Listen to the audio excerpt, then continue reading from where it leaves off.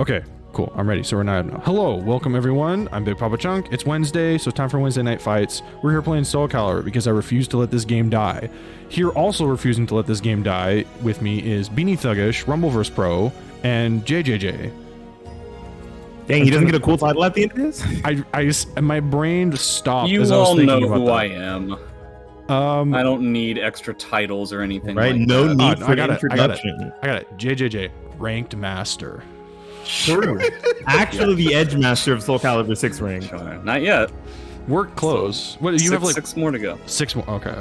I think is it Yoshi, Hilda, Siegfried, Nightmare, Yoshi's baby easy. You didn't get him first? Setsuka, Zos, and I think that's everyone. That's everybody left.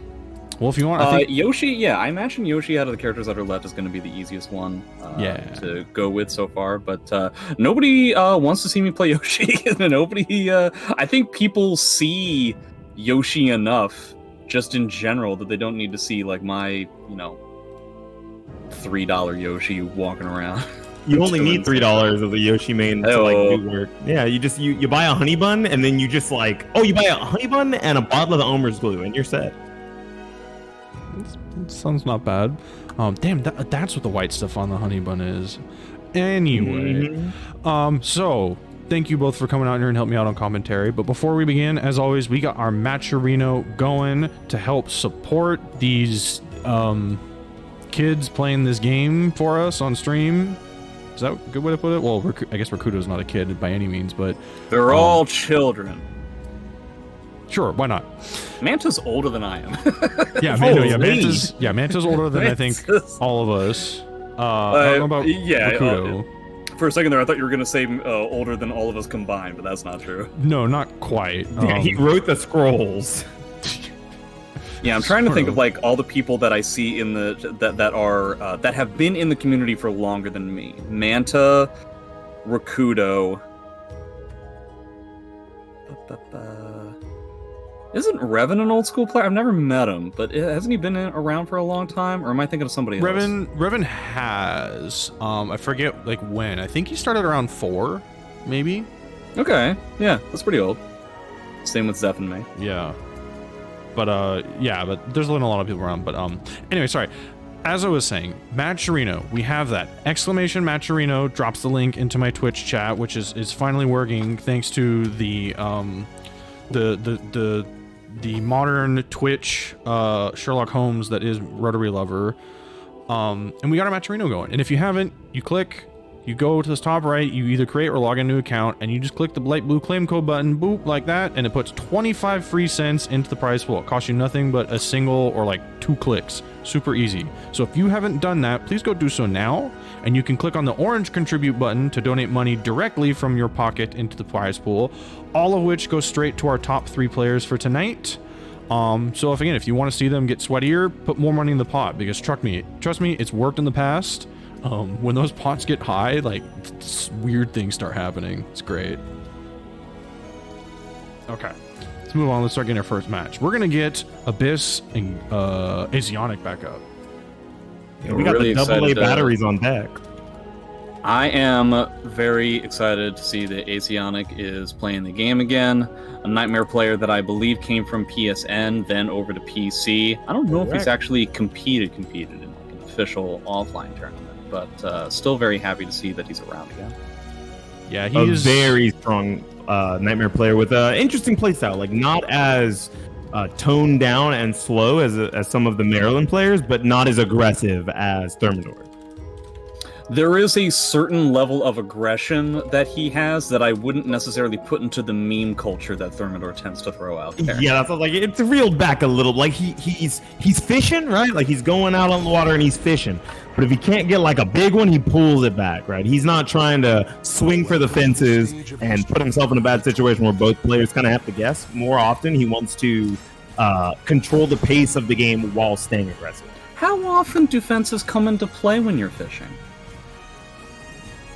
Pretty often, actually. I live by the water, and they like to keep things roped off that you're not supposed to fish near, including they're roped off. Yeah, they're rope fences, and so we just cross the rope fences. Does a combination of ropes make a fence? I was under the impression that fences needed to be constructed out of something else. Like those metal ropes, like the metal wire ropes, so you violate the law. Quiet down.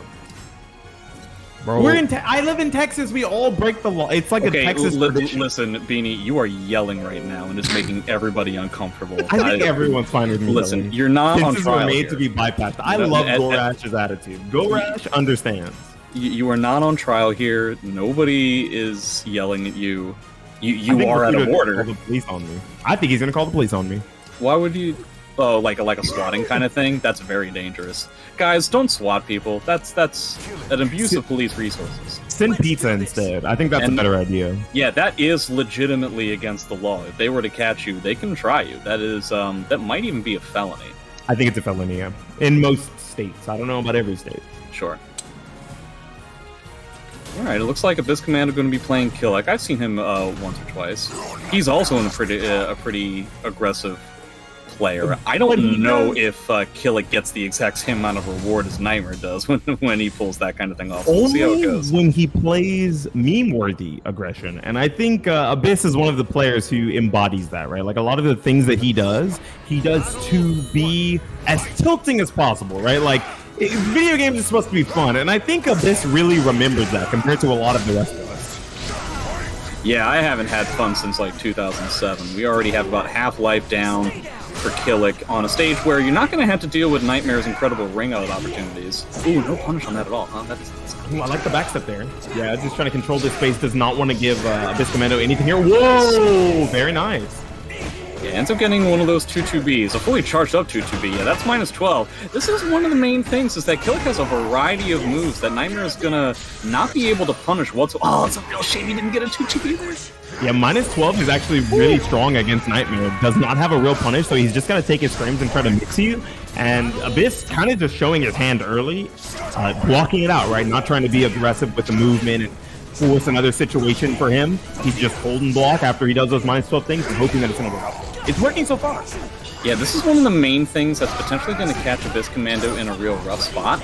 Is the fact that there are plenty of times when Asionic is going to try to utilize Nightmare's incredible backdash to mitigate some of the, frankly, terrible approach options that Killick has. That was an amazing roll, staying on the ground and causing this entire final sequence to happen there. Did you see that? Yeah, I'm kind of surprised that ended up with punishing appropriately. I think it's like you get up A plus B or something like that. Oh my god! Whoa, he's really having fun swinging like the wild boy Shiba. Wow. I feel like we need to spend bar at some point. The little kick ends up doing it. Okay, yeah. All right. I feel like you have to spend bar back. Of course, with Killick, it's really difficult to try and find an opportunity. Yeah, staying on the ground, not so much. This is going to be a pretty devastating wall combo. It's going to even up the life totals. Gets it? Okay. He would have gotten like a PB, but all right. Yeah.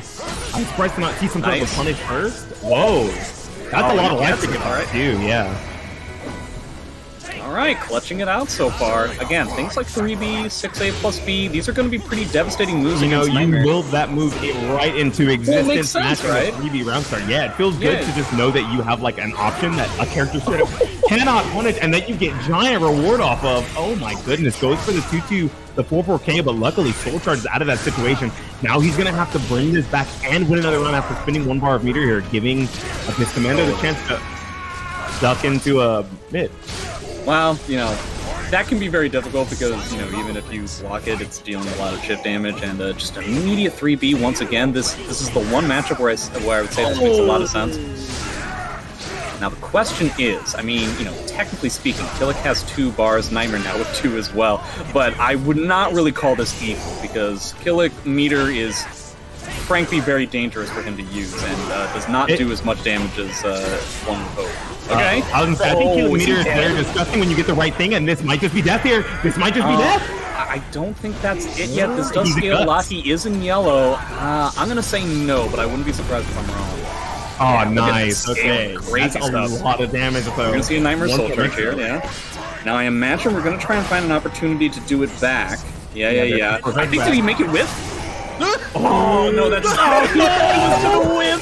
He thought it was going to. He thought that he was going to funny little whip punish. Oh, that's a real shame. I'm just guessing here, but I could have sworn he just assumed that the soul attack was going to have a whiff punish, but instead it still incurred the burst. Yeah, I guess the hurt box on that extends outwards as well, not just the hitbox. So because the hurt box extended outwards, it did the burst off, leaving him in a position where he was pushed further back than Abyss was expecting. Yeah, I guess like the overall invulnerability that one accrues with Nightmare Soul Attack is not as much as one might expect, probably because it's very, very long. So it ended up not being exactly what Abyss Commander was doing. Man, he was trying to meme so hard with with that C. That would have been very clip worthy. All right, if he had didn't get the like 4-4 charge before. Yeah, exactly. Like the block. Nice, Whoa, that was an interesting way to use the reverse ledge there. Nice. Fancy and/or schmancy. See, I mean, he's getting like a good amount of hits here. It's very rare that Asionic is in the driver's seat so far, but, you know, along with it being Nightmare is that you don't really need to be in the driver's seat for too long.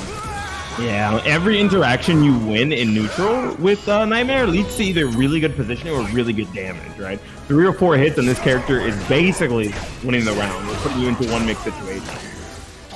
Oh, and he gets a Night Terror charge back. That's really big. Oh, for a second there, I thought he was going to go off the wall, and Asiana couldn't have looked more prepared for it. I like that. Getting the little anti-air there, right? Not letting him do anything fancy here. Things like 3B and 6A plus B are fantastic against Nightmare because he doesn't have the ability to punish, but doing a 2-2B at -14, especially when Nightmare's in Terror Charge, is very much not the way that you want to go. Now you are going to be taking quite a lot of damage for your own. Yeah, basically CE levels of damage there. Well, this is kind of a shame. It seems like that one unclip-worthy moment kind of took the sails out of all of Abyss Commando's aggression. I guess, yeah, see, both players since the beginning of the game have been playing pretty vertical heavy. Yeah. No, that's going to break that. Yeah. Okay, ends up getting the forward grab. I'm surprised there was no break. Dead to one more hit. Okay. Yeah, forcing that bar of meter out of him, that's actually pretty big here because if he can win this round, he stole a bar of meter from Asionic. I'm really surprised that he went for that 4-4B, seeing as how the last 4-4B went so badly for him. Now he, quote-unquote, has the meter advantage, if this Commando does, that is. Okay, and ends up getting a 2-2B whip punish. I have a little nickname for Abyss Commando. I like to call him 4-4 Abyss Commando. So if that lets you know anything about how often he's going to try to let those rip here, it's pretty frequent. I feel like that's one of the, I feel like that's kind of one of the main reasons why he ended up doing so poorly in this game. It was working out before. I really feel like both players played that set pretty vertical heavy, and it was just a matter of 2-2B lethal hits were hitting harder than Asionic was with his whip punishes, right? And then we had that last exchange in the first game that didn't end up going as well as Abyss Commando would have hoped.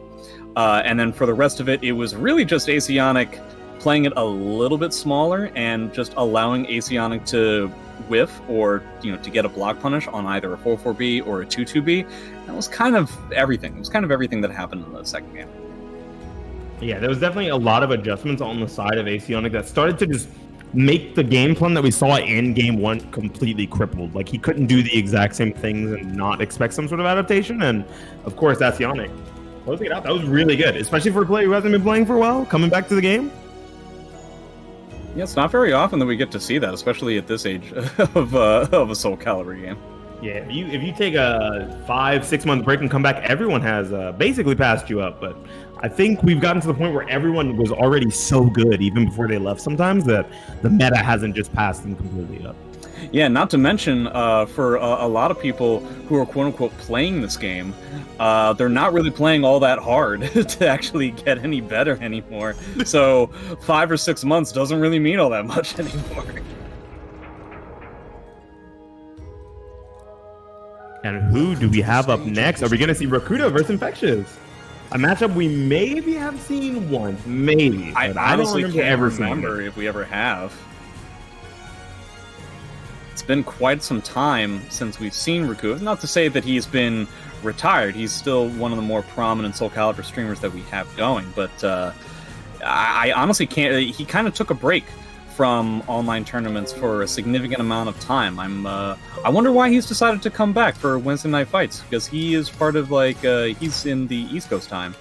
And so, I don't know, it kind of reminds me of Jimbo, who seems to like only come to Wednesday night fights and he never participates in like, NY Caliber events and stuff. I guess it just matches up with the schedule. Yeah, maybe his schedule matches up better, than maybe he likes this style of play more, right? There's so many old people mind games that these guys are playing. But Infectious, not an old guy when it comes to SoulCalibur. Relatively new, right? An Xbox player, moved over to PC, had some really, really strong online results so far. One of the more meme-worthy IVs, one of the IVs who really wants to get under your skin with their playstyle. But Rakudo is a very, very confident player in what he does.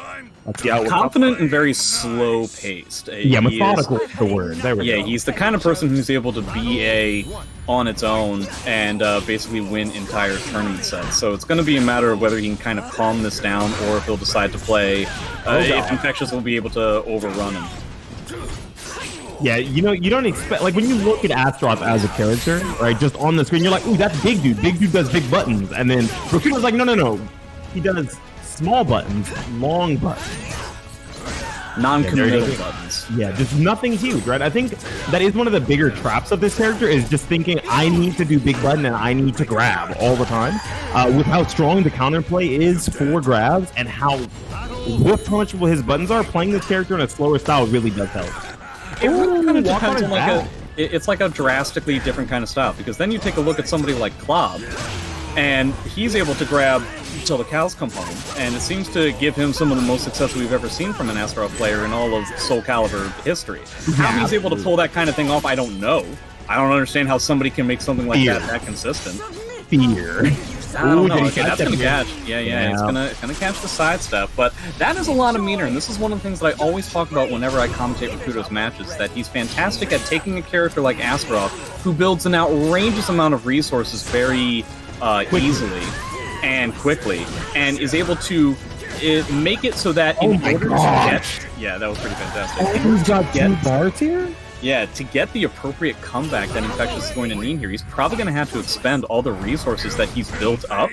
And Rakudo's going to, at worst, get into a 2-2 situation where, okay, that's going to potentially be a ring out. Yeah, that is definitely a round already. Did the slight walk forward there to make sure that they get the ring out? No, it's Astaroth, though. He's really big, and so it's just going to, get pushed out. Oh, and that's going to completely even up the life totals. That might ring out. Oh, no! Oh, I knew it! Why? Absolutely, you deserve that ring out. That was absolutely that should happen. Great positional awareness from Rakudo to know to go for the throw that is going to lead to the ring out. Even he had the knowledge to know that was close enough to the ring out, that it was worth the risk of trying it. I honestly don't know who's better in small areas, Astaroth or Ivy, because they both have some relatively solid wall pressure and wall combos / setups. So I think it depends on which one of them knows the unblockable setups the best, to be completely honest. But I guess it's not really going to matter all that much if Rakudo, 1, refuses to block, and 2, only decides to roll, and just gives Infectious a perfect right off the bat. Yeah, that was definitely a spooky first round. Very fast-paced. It really felt like Infectious was just trying to get that round over with as fast as possible and build as much meter as he could off of those 4v8s. Very, very strong start.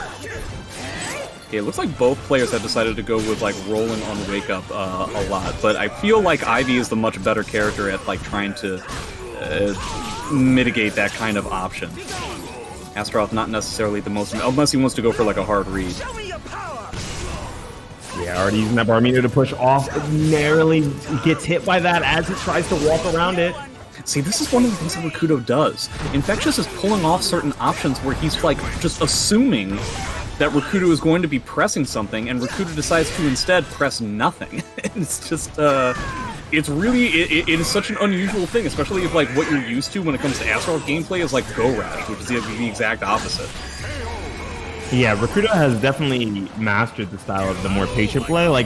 He makes you want to swing into him when he's doing nothing. Just like that at the beginning, right? What an amazing, attempt of a round start with the 6V to catch a button from Rakudo. For Rakudo, steadfast, just walking around instead of pressing anything committal that early in the round. Yeah, it reminds me of just when you see a patient player and somebody's I don't know what to do. He doesn't do anything. It's no, he does nothing. It's a drastically different thing. It is very much not the same thing. Ends up getting a command grab. That is the first one that we've seen so far. Not really seeing Rakudo's breakability, shall we call it, the ability to break a CS. Might be a little bit difficult on a cross-country server. Yes, Parsec does, add a little less lag than normal netcode, maybe for a connection like this, but those still are going to be relatively hard to tech. But what's not going to be hard to get is this damage off of that 60 hold in Soul Charge. Already almost half-life gone. These Infectious, these 6-6A holds from Infectious have been absolute disaster. At the very least, Rakudo has gotten a command grab attempt every single time. But they have frankly not been very well spaced. Yeah, he's been walking into them to make the longer hitbox whiff. Exactly. If only the first hit hits, then it doesn't do very much anymore, right? Season 1, that would have been a disaster. Like, you got hit by the second one, pushed back out because of the first, but not anymore.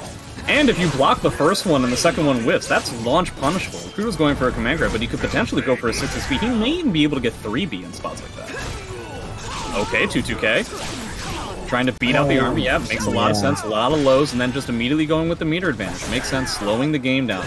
Yeah, Bull Rush is still Bull Rush. Okay, yeah, catch. Yeah, Bull Rush breaks that armor. I was like, wait a minute, does that armor break like, I think it does? Good. That was a really good call out there. Yeah, it's not like Nightmare where it's just like, oh, did you try to break my armor with like a second hit? No, I'm still going. To break my armor? That's crazy. Yeah. I've actually never seen that interaction as a Nightmare, so I'm wondering what would happen. In that specific situation, if he were to like go with a CE or something like Nightmare CE versus Ivy CE, I feel like somebody in chat can correct me if I'm wrong. I believe Nightmare CE, assuming the frames are appropriate, wins. Yeah, but it might be a situation where Nightmare's startup is too slow, so it might be contextual. Decides to keep with the same stage. I'm frankly kind of surprised by that. I would imagine he would want something bigger, but either way. Yeah, I think now he's just going to sort of switch up the style and play a more close-range game with Infectious, right? Try to, now that he's gotten them very... strategy. I don't know, because, like, now you're going to be eating a lot more, like, CS attempts, and that sounds mad irritating. Oh, he chose random, but they got the same stage again? Oh, this is actually a random okay. Well, it looks like I was right, and Rakudo sucks to be you, dude. Get random, LMAO. Yeah, see, now you're going to have to deal with like a lot of these CS attempts. I kind of wish that he was actually trying to punish the IV22A. I know you don't get a lot, but at this point he's throwing it out to such a degree. IV22A is pretty good against Astaroth. I kind of wish that he was getting a little bit of damage out of there. Yeah, see, this is what Rakudo's known for. There it is. Oh, and he thought that he was going to go for a backstep there. Very good stuff. Calling out that 2A plus G. Yeah, Rakudo's keeping it in the pocket. He is playing it defensively, but you see he's not going for anything. You see these situations where Infectious is putting himself at -12 and is going for a GI, which is a little bit crazy, but against Astaroth it's not the zaniest thing in the world. But again, Rakudo is not taking the bait. This is something that Infectious has to... He's not just 100% being defensive. That's going to be the round right there. Rakudo's not just like saying, I'm going to go to the other edge of the screen and we're going to play like a long defensive game. I'm just going to continue to play that defensive game plan while staying within close range with you. Yeah, and I think that's the reason why Infectious is going for a lot of command grabs. Yeah, I think this, as much as random didn't work out for him, I think the stage pick, leaving it close range when Infectious at this point might want to get away. This is actually really good for Rakudo. Like, forcing his really close range 50-50s in RPS situations, because he's been winning most of them, right? It may not be in his character's favor, but it's not always about just the characters on screen. It's also about the context of how you've made your opponent feel. And I think he's got Infectious wanting to move a little further away from him more frequently. Appreciate the amount of CS breaks that we've had. I think that's just about to do it with like a 2A. Oh, so close! And he's going for the 2A to close it out. Wow, Rakudo really showing some good adaptation in that third game. Just being a solid defensive rock. Effectively just allowing Infectious to go crazy and go with some sort of an evasive option right into yet another evasive option over and over again. And when that wasn't really working, Infectious, frankly, I feel like made the correct play in going for command grabs to try and defeat Rakudo's defensive gameplay. But something that I feel like modern Ivy players are not used to anymore is people who have the ability to break CS. Yes. Now, it's a shame that Ivy doesn't have a command grab that, like, unbreakable. Couldn't be broken in the most traditional fashion. Yeah, it's crazy, right? Yeah, it's a shame that they don't have an option like that could potentially really crack that level of defense, which then would make it so that Rakuto has to go with like more counter hit fishing with bull rushes, which Ivy can then either potentially sidestep or go with more mids to beat up and, evolve the metagame from there. But unfortunately, she doesn't have that option at all, and she should be buffed. Yep, they should make sure to give her that move in the next game. Do you have a name for it? Like if they gave her a real, true, unbreakable command grab? Like, do you have a name? I think, first and last name. First name, Ivy Players. Last name, Stupid Face. Wow. Effective name. Yeah, they'll read that and they're like, I need to use this move. First name, Ivy Face. Last name, Upside Down Face. The first one was better. I'm sorry. IPSF. IPSF. Got it. Okay. IPSF? Ivy Face or Ivy Players? Ivy Players. Ivy Players, Stupid Face. IPSF. UPSF? Who's peeing on what's F? What happened? We're all saying the same thing. We're gonna go to San Francisco and we're gonna piss everywhere. You don't have to do that. That happens every day. I have decided. No. But this time I'm gonna go there and I'm gonna look homeless. That's what homeless people do. Sorry. Let me rephrase. I'm gonna go there and I'll have like a big scraggly beard. Sorry, I'm gonna go there and I'll wear a lot of plaid. All of these are the same thing. Okay, but I'm doing that. You can't do my thing. You do not have the same beard as I do. Don't ever try. No, but I have plaid. Okay, well that's the last thing I said. I feel like you're skipping over the other things I said. Yes, I am. The most important thing is plaid. Why was that? Why was that the most important thing? It was the third thing I came up with. What about all the other? I feel like the other ones would take prominence. I don't know. Because, Destro put 15 in the Matcherino, so thank you. Hooray! Rotary Lover and Palm Trees, $5 each into the Matcherino. Thank you so much. We've used 20 codes so far. Who else? There's more people. There was more. Oh wait, no, I think the math adds up. Yeah, and so 20 codes have been used, so that's where. So we're currently at $30 even in the Matcherino. So yeah, keep using the codes. Thank you for donating. And we're gonna keep moving on in this bracket. Next up is gonna be Strays versus Blurring. Ooh, I like that. That's gonna be a fun one. If I remember correctly, Strays is this Raphael player that came onto the scene like a month or two ago, right? Yeah, he was mostly an online ranked grinder, and then he moved over, or at least kind of transitioned a little bit into the competitive scene. Very, very smart Raphael player, right? Like a lot of the situations that Raphael players usually put themselves in, that gets them counter hit, that gets them poked when they're trying to stay an advantage or mix you up with strings. He's kind of figured out the flow chart of how to beat those options. And then Blurring, I believe, is a streamer who also plays Tira. I don't think I've actually commentated. I've seen both of them play, but I don't think I've commentated either of their matches before. I believe I've commentated a Blurring match a couple times, but never a Strays match. This is also going to be an interesting matchup because I don't know really what Tira is supposed to do about the evasive stances from Raphael. You walk away. Yeah, I guess you do have 4. 4 is a good option. Yeah, it's aggressively. I'm not really sure good. It is insane. I mean, 4 isn't as good. Tira's 4 isn't as good against Raphael specifically as it is with other characters, because if there's one kind of movement that Raphael is great at beating, it's backstep. But the sidestep is perfectly doable, and it's really I think it's really gonna come down to, is Blurring familiar with how to deal with Raphael pressure? Raphael pressure can be overwhelming, especially in an online scenario. Parsec allows you a little bit more maneuverability and flexibility with your options, because you do have to act very quickly in order to get out of a lot of stuff. Okay, we're going to start it off like pretty heavy damage right away. We have a very long stage. I don't really know if that's going to play. A+B is not the option I would have thought. I don't know what option that beats. I believe the logic for that A+B is that it beats horizontals, right? So it would have beaten immediate A-B string, like prep A-B. But the risk reward on that seems awfully poor. You lose to every You lose I also to don't every think that stance. that the A+B combos after, it's like a force block after, so. Yeah, okay.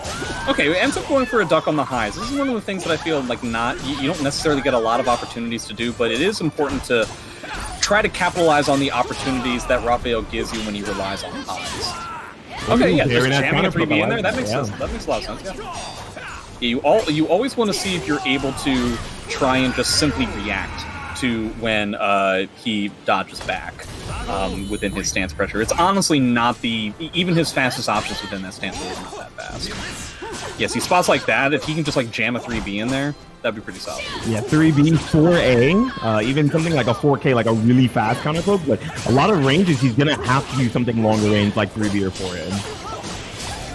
Oh, is that it? Yeah, No, it's not it. No, wait, it is, because he gets like a second wall bounce. Uh-huh. Yeah. Oh, no, never mind. I thought he was going to get a ring out there, but... He sent him the opposite direction, which was a little strange.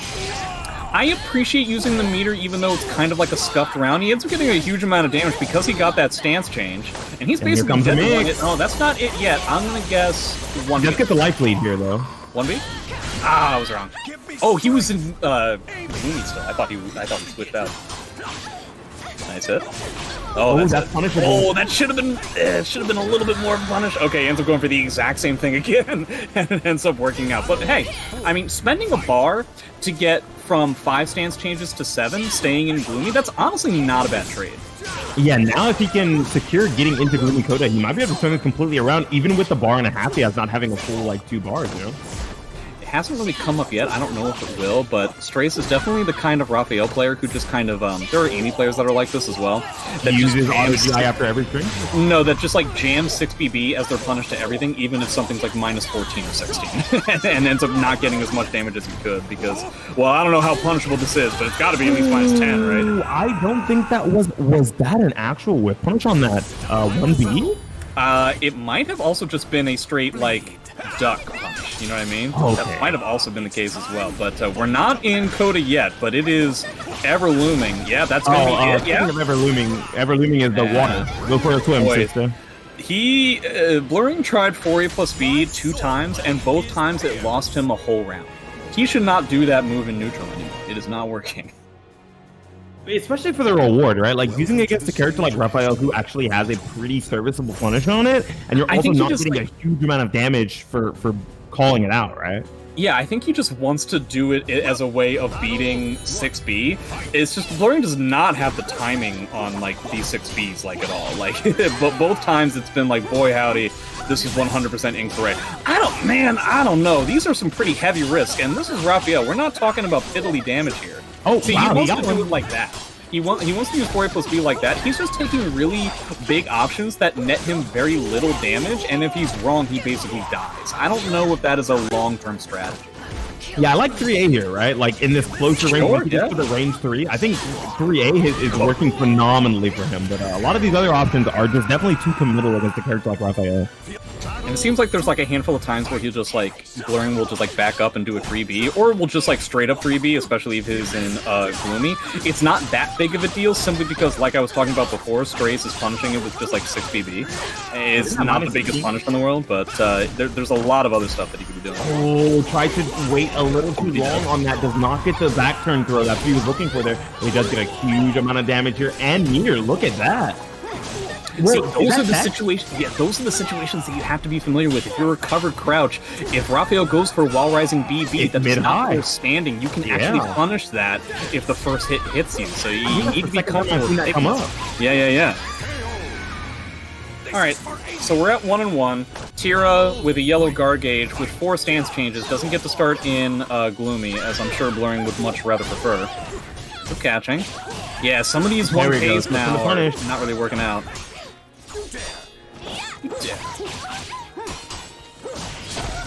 Oh, man, this overall pressure with the 6Bs is just like pretty killer right now. Yeah, he's not really doing anything to mitigate 6B, right? Not using any like just quick rise attacks from crouch. He just uses like the big like risk reward things, you know what I mean? Like tries to do like these evasive moves, A+Bs and stuff like that. It seems awfully extreme when an option like ducking is frankly like gonna net you more reward. That was supposed to be a soul attack. That's very unfortunate because now he would be in Gloomy. Yeah, even something along the lines of like a 2A, right? If you're able to just duck and crouching 2A out of the string, right? Get that little bit of frame advantage you can, especially against a character like Raphael, right? Where well, at least in most situations, you could get like a tier of wall rising beat. That is significantly higher. But even if you didn't want to be that committal, that is definitely a way that you could go for sure. That was definitely supposed to be CE. Why did that yeah, it's not the most surprising thing in the world, but it's still pretty stupid. I feel like that's one of those situations where you're like, all right, yeah, fine, I was cooking, I deserve that. Ooh, very nice. Okay. If he could just do wall rising B in spots where he thinks there's going to be a high, yeah, we're cooking with fire. At the very least, you're getting more damage than you would off of like jolly 4A+B, right? Alright, ends up going with the bar. I imagine that Blurring's gonna spend pretty instantaneously, but you have to make sure you're not gonna use it in situations where he's gonna be able to like beat out your soul charge. Okay, great. That was really good. Waiting for that stagger, but immediately losing the RPS situation at the wall here. Not gonna lead to death, but a pretty bad situation. Wow, full crouch 3A, that was such a good option. He's not dead just yet. It keeps him crouching so that if he's trying to mash that 6B on him, then immediately he just loses to the full crouch 3A. Yeah, it makes sense. The only thing you have to really be worried about there is the auto GI, but a fantastic comeback, utilizing the meter advantage. Did we decide to go with the same stage? I can definitely see that, because it's a small box. Yeah. Does Raphael get anything if that auto GI actually hits from behind? Yeah, you get the back to D+K. Oh my gosh, I forgot. Okay, I'm not 100% on that. Somebody can tell, but I'm pretty sure if the auto GI connects backstring, you're gonna get the backstring. Is that death? Yeah. No. Yes, it is. Very close, yeah. Oh, thank God I switched back to what I said before. Yeah, if you were playing Will It Kill there, man, that was scary. If you locked in on those points, it would have been over. Okay, so the backdash there, that's exactly what we're referring to, right? When I was asking if, like, Tira has a good aggressive option. There we go, yes. Nasty. Look at that damage that you're getting out of there now. Yeah, and see, if you're wrong, it's really not that big of a deal. Then you make the situation a little bit awkward, you eat a little bit of damage.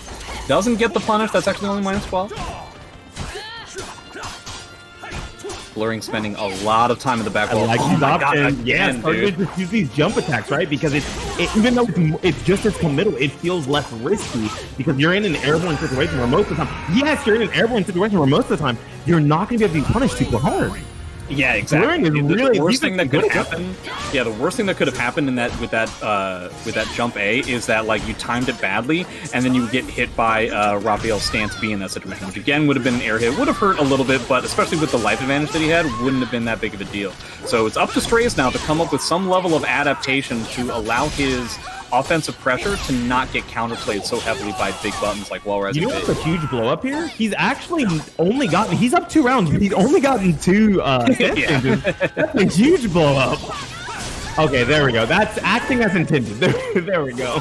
See, a lot of these rolls also catching Strays off guard. Yeah, and Strays wasn't able to adapt fast enough. It really seems like Blurring had decided on a handful of options to try and beat Raphael pressure right off the bat, and they were frankly bad ones. They were ones that would only work in a handful of situations and would net him a very low amount of damage. Here, once you started doing things like wall rising B and trying to utilize the hit level evasiveness that you can throw out against Raphael and stance pressure, Blurring netted a lot more damage, and when they were wrong, they ended up eating a lot less on top of it.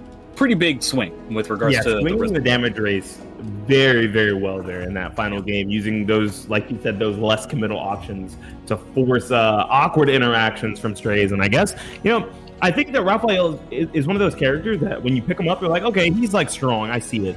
But what makes him a little more awkward is that you have to have so many of those weird air hit situations labbed, because when your opponent starts to mash jump attacks out of your pressure, you lose a lot of damage and you lose a lot of Oki, because you're not going to be able to find anything usually that's going to lead to a situation where you get that same frame advantage back once you make them eat the next hit.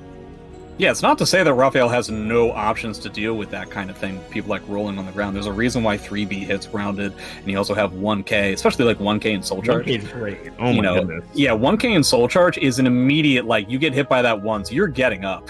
Like, it is like, very okay, scary. fair enough, I will stand and fight you like a man. Yeah. Well, I'll stand and block you like a man, because there's really not much, because then you deal with bleed, and then you're just sitting there like, well, I guess I died. Especially in an all-walled stage like that? Wow. Yeah, there was so much time dedicated to Strays just having blurring up against the wall. But this is like one of the things that you just have to accept, that is the majority of what you're going to be doing against Raphael. And then you're basically just trying to pick your moments to either duck a high, jump a low, or see him go into the back stance and then just like jam out a butt, depending on how fast your reactions are. Some people who are especially old aren't able to pull that kind of thing off anymore. But it's all about taking bets. You have to be comfortable with taking bets, because if you're just going to... There's a handful of characters like this. Maxie's like this, Amy's like this, where if your option is just like, well, I'm just going to sit and wait for their pressure to end, somehow like the pressure dissipates, and then I will find my opportunity. That's not what SoulCalibur 6 is about. These characters, if you just provide them infinite amount of time to just do pressure, they can go forever. You have not only that, to take an option. This is one of those games where block damage is actually insanely high, right? This isn't SoulCalibur 5 levels of block damage, where there's not usually too much early. It's pretty bad. Yeah. You can definitely just get guard crushed by not playing the game. At least the reward isn't as bad as it was in SE4. What a terrible thing that was. Oh, you do just straight up lose a whole round, huh? Yeah, you just lose the entire round. Get fatality'd. Oh, did I block IVBB 8 times? I lose the round. I'm not exaggerating by that. It's exactly 8 from full stamina? Yeah, IV, sword, BB, 8 times. How many charge 5As does Hilda need to break your stamina in SoulCalibur 4? Do you remember? Oh, her guard damage was not very good. Oh, thank goodness. That's the one thing you can say. That's the only thing she didn't have? Wow. Something crazy. So at least there's that, yeah. She can sidestep one vertical and she's behind you. But, and then she kills you. That's fine. Yeah. And then you lose the game, but okay. We got Revan versus Absolute Force. This is going to be a fun one, right? Yoshimitsu versus Huang. I think Huang has a lot of strong sidestep options that are going to mitigate the things that Yoshi wants to do in the close range if he's being a little too vertical heavy. But Elite Force is one of the Absolute Force is one of those players who's very good at his action. Yeah, it's a very interesting kind of thing, because neither character really accrue a high level of frame advantage on their hits. Huang has significantly better mid-range kind of poking. You could argue like the stance mix-ups are also kind of good. The Yoshi pressure, I think, is profoundly a lot better, and he's a bit faster, but his damage is also a little bit lower, assuming we're not talking about wall combos or ring-outs. So, yeah, I honestly don't know who wins this matchup. I'm just going to guess Yoshi, because I think Yoshi is one of the best characters. Yeah, I think even though Yoshi can get kicked out in the mid-range, right? Yeah. Oh my god. I would have done it again too. Everyone and their mother saw that coming. Even Absolute Force saw that coming. That's why you saw the jumpy, which was clearly supposed to be a 2-2 bait. 100% that's what happened. That was an interesting way to lose the round, you know? Yeah. Just like, okay, I called this out. Oh shit, game gave me the wrong thing. Wow, okay. Just wrenching him here with the throws and closed it out. Does spend a little bit of meter there, but that's a really nice way to just call out stuff, anything the opponent can do there. Boy, I gotta say, that is vintage Absolute Force former Yoshimitsu 6. Grab, grab, grab, and then when a grab is finally broken, a death? No, never mind. Nice the punch. Block, yeah. Yeah. Yeah, it gets a good amount of damage. Immediately goes to the other edge, but it is important to note that there's no way in the universe it had to be a soul attack, right? That doesn't even make sense. I feel like that was supposed to be a brave edge, though I don't know which one. I don't know. That whole situation was very weird, and it sucks for Absolute Force to have to deal with that. He still has some meter. He still has a knockdown. He had a knockdown. Oh boy. Now we're at the wall. Revan is definitely making the most of all of his Oki, right? Like, I think that maybe the Oki train is better for Huang. That is one thing I will give this character. When he gets a knockdown on you, not like in neutral where they're just swinging back and forth. When he gets a knockdown, those knockdowns really do hurt. Oh. I mean, that knockdown hurt pretty heavily, too. It also stole a bar, but that was just kind of inadvertent. It's just a matter of, like, I don't think that Absolute Force can figure out what the hell Revan's doing. He's having a tough time figuring out some sort of, like, counter hit situation. No, that's okay. Ooh, Good. he thought that he was going to get the punish there. And that's why he was waiting for the last hit of that. He was waiting for the Dragonfly A-B, but he doesn't let it rock so that he can get that mental frame in there. It's really smart. All right, so a bar for Revan. He's at -4. Make that 5.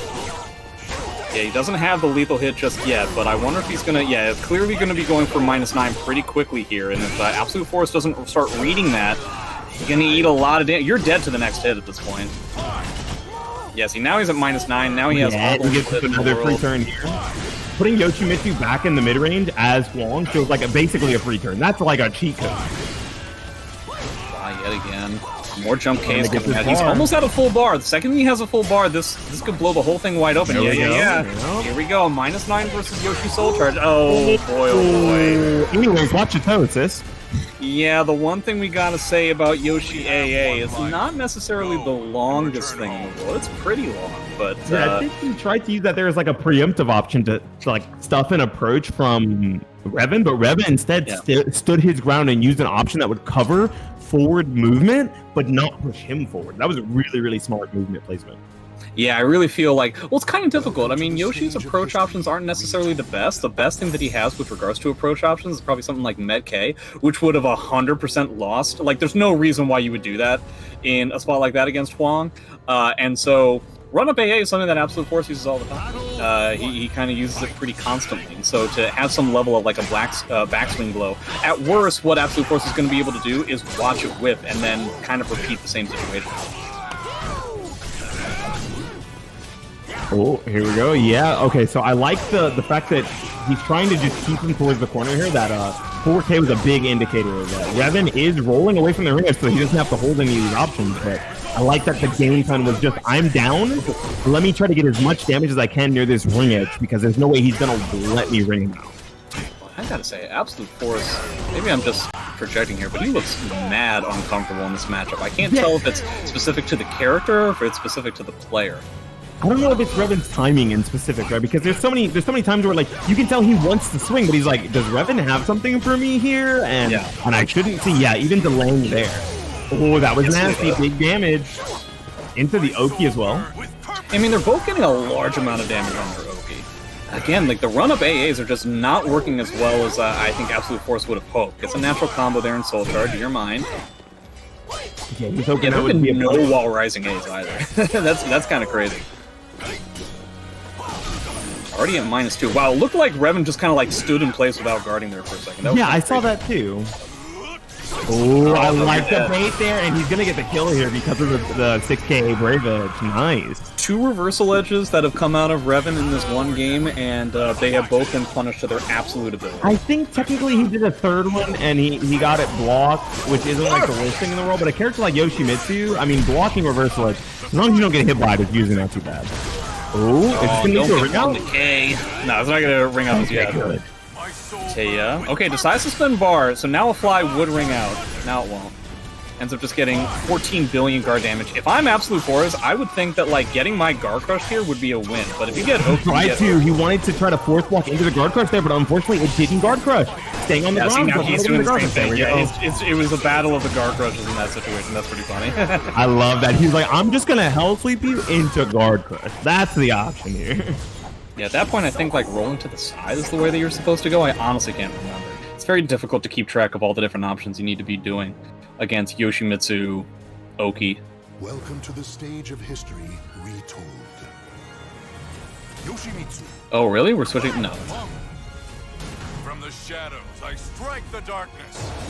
I guess, man, it's always tough to re-roll a stage against Yoshimitsu. Okay, now you have walls and ring outs, and it's kind of narrow. So frankly, I think that the previous stage was better for you.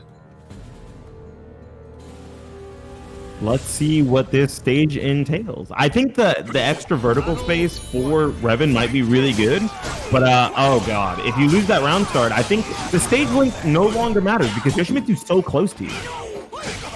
Yeah, I see in my mind's eye an AA Brave Edge giving him a full wall. Let's see if I'm right about that. That was not a punish, by the way, because I'm pretty sure Huang 3B is only -12, so I'm not sure why he got hit by that. Maybe he went for a crouch, right? Assuming that he would be late on his AA. Hey, look, you were close to right. Instead, I'm not going to count that. I'm not going to count that, yeah.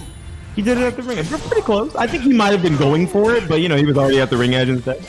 I still feel like we're going to have a run-up AA Brave Edge that is going to give him like a full wall combo at some point. Now, the stage positioning has not indicated that so far in this game at all, so I might be it might now. Okay, we'll see. It might end it now. At first, Revan needs to get him off of him. Yeah, he's definitely fishing for it right there. Nice. You can get it here. Yep, there you go. You were absolutely right. Getting huge damage. You're not going to be able to close it out because the wall positioning so unfortunate for Yeah, it was like slightly awkward. But that being said, this is going to be a pretty rough comeback. Yeah, ends up stealing some bar on top of things. So frankly, it would have been better if the combo. That's fucked up, man. Yeah, there would have been better for him. 4-4-8 when he sees Yoshi go into Pogo. An interesting choice. Vigor. Oh, did not expect that 4K to hit. That's funny. Yeah, playing this really, really close range game with Absolute Force hasn't been working very well for Revan. I think that he really needs to return it back to that mid-range play that he had for that Boom 1. Yeah, you don't get as much damage as Yoshi in a lot of these small spots. Where you get damage is at that, like, 1.5 character length range. Right, it was only, I think the bigger, another big thing was the oak, he was definitely killing Absolute Force, and now he's kind of blocking it out more frequently instead of trying to move around or roll to beat off. Yeah, he's kind of figured out a little bit of the movement. He's also getting a lot of, like, I think we're all going to get hit by that at least once, right? Well, especially after the back turn B plus Ks, that, like, started this set. I can definitely see that being very, very tough. But, Revan already at -6, call it -5 now. This is going to be rough.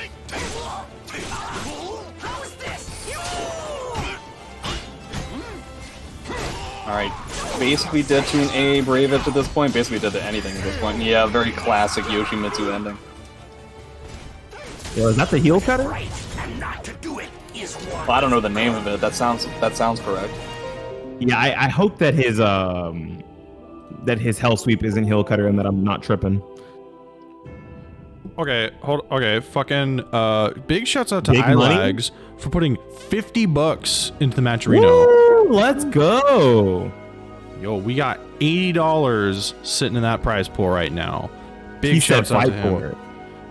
Bro. Think of all the meals that you can buy with that. Yeah, that is a lot of Chick-fil-A. Wait, redacted. That is a lot of can't say Papa John's. Shit. Popeyes? Popeyes. There we go. Yeah. Wait, is it because I'm black? You're the one who's okay. You started with the chicken joint, so I'm continuing. Yeah, you hate me. if we're gonna do that, then I had to do it. Chick-fil-A, wouldn't Bigpapachunk be able to say it's because you're homophobic? See, yeah, he could definitely. He could have got me, but he didn't. Yeah. I also said redacted and changed my mind. If there's one thing we can say about Bigpapachunk is that he is not as quick on the draw for the homophobic thing as I am. You gotta call him out where you can, you know. Yeah, sure, yeah.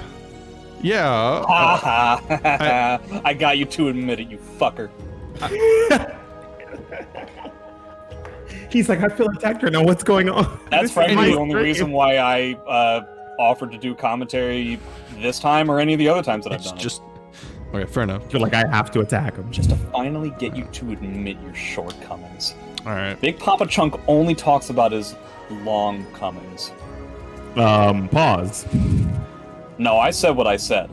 And whatever you're thinking about right now, that's exactly what I intended. I want you to sit in it. Amy Nerf's got it. Sit into this. Amy Nerf's true. I'm manifesting those right now. Purple costs 8 roses. Okay.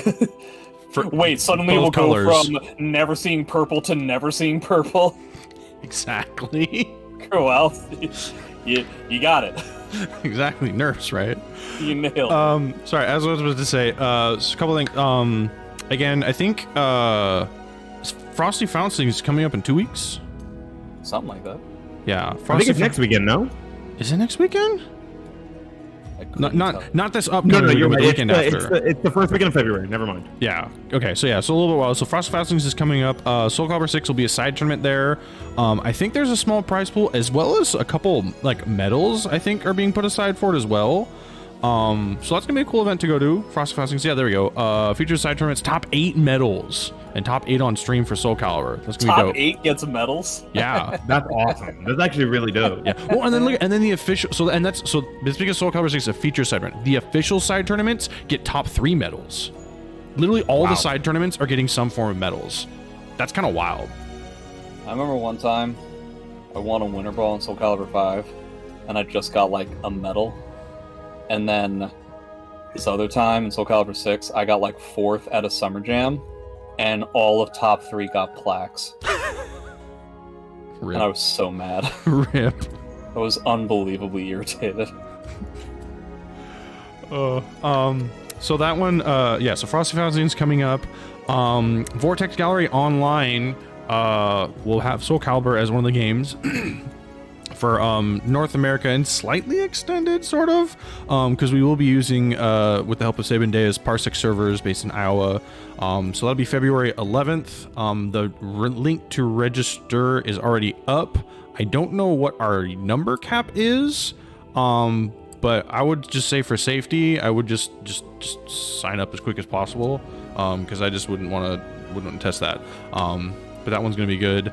And then I know Calibur got announced technically, sort of, for Combo Breaker, except not really.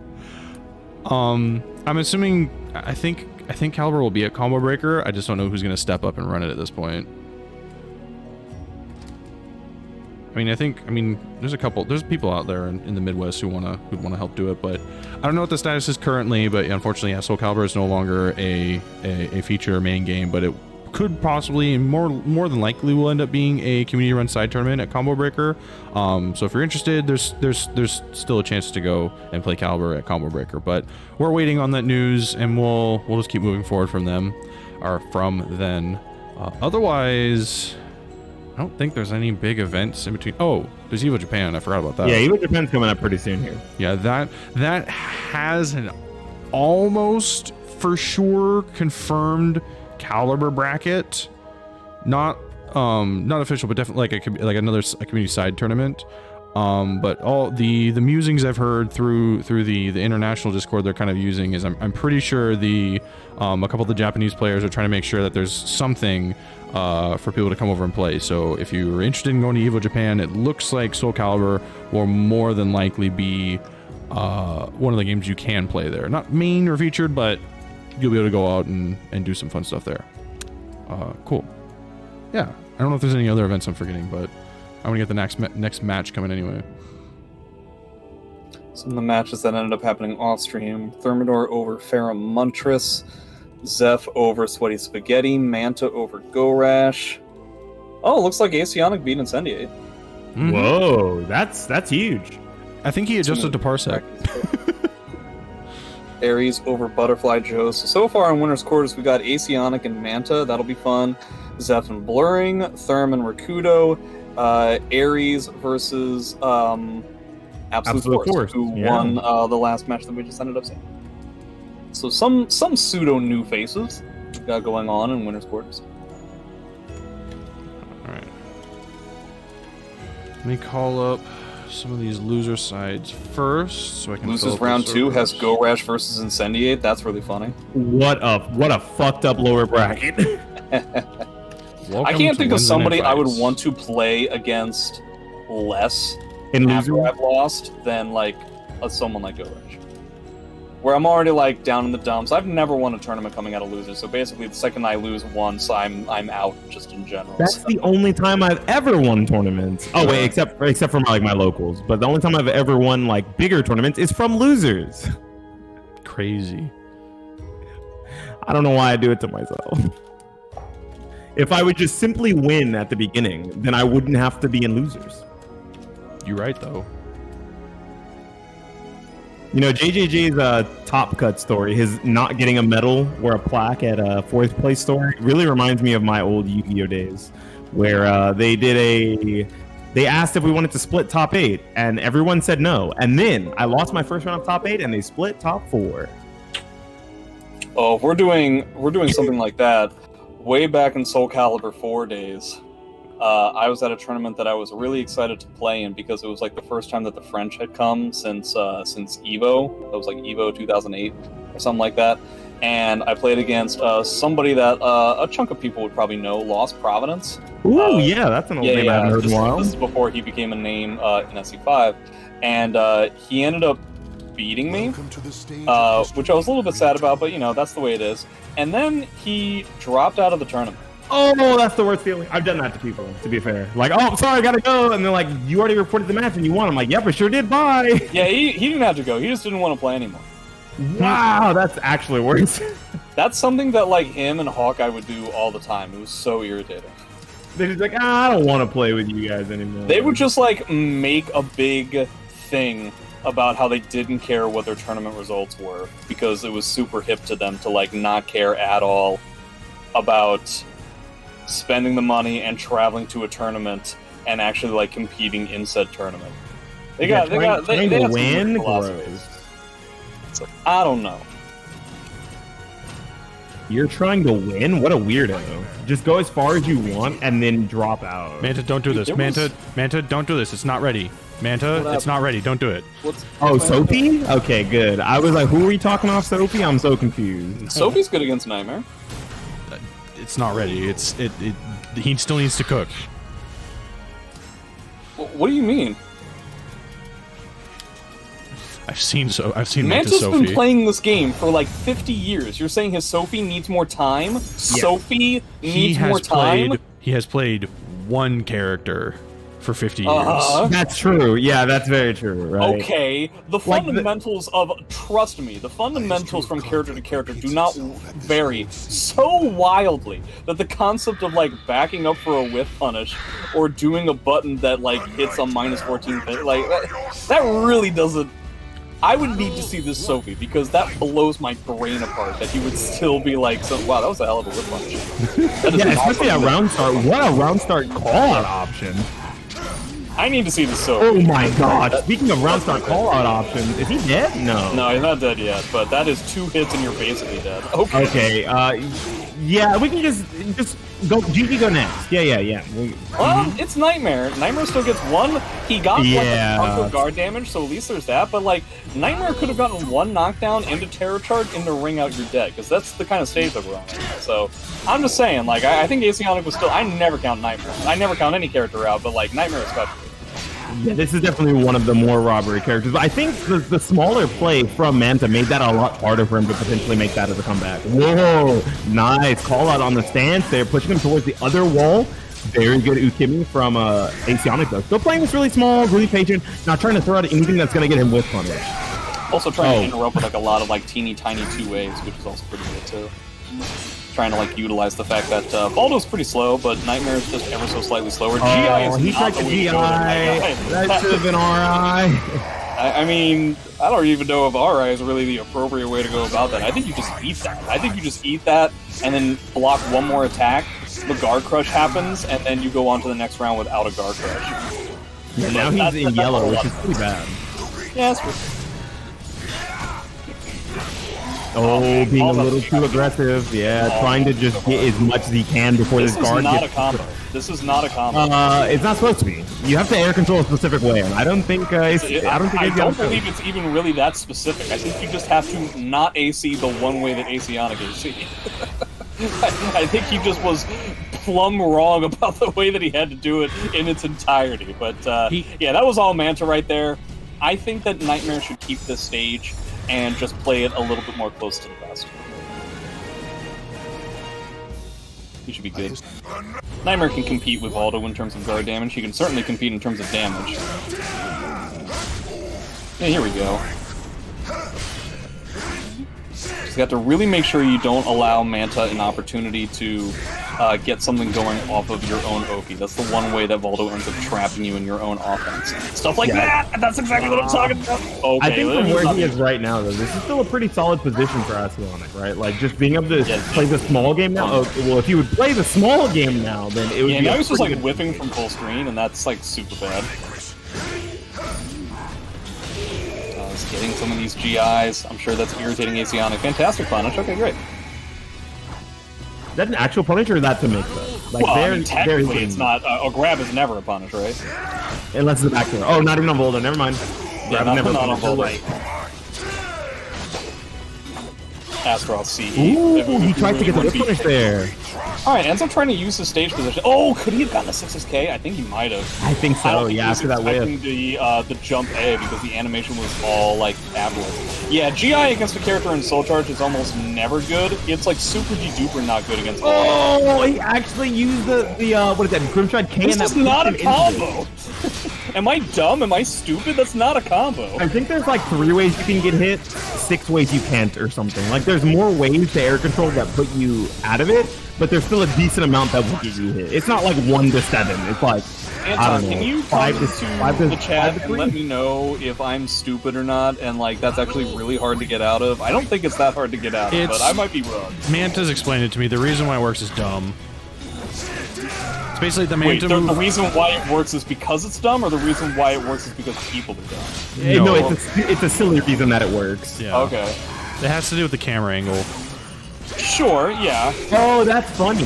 That's a funny little stuff going on in this game. I'm like, ooh, gets the knockdown here because of that. What's he gonna be able to make off of it? Yeah, these little tiny 2-ways, that's one of the main things that's frustrating about Voldo, especially against a character that's slower.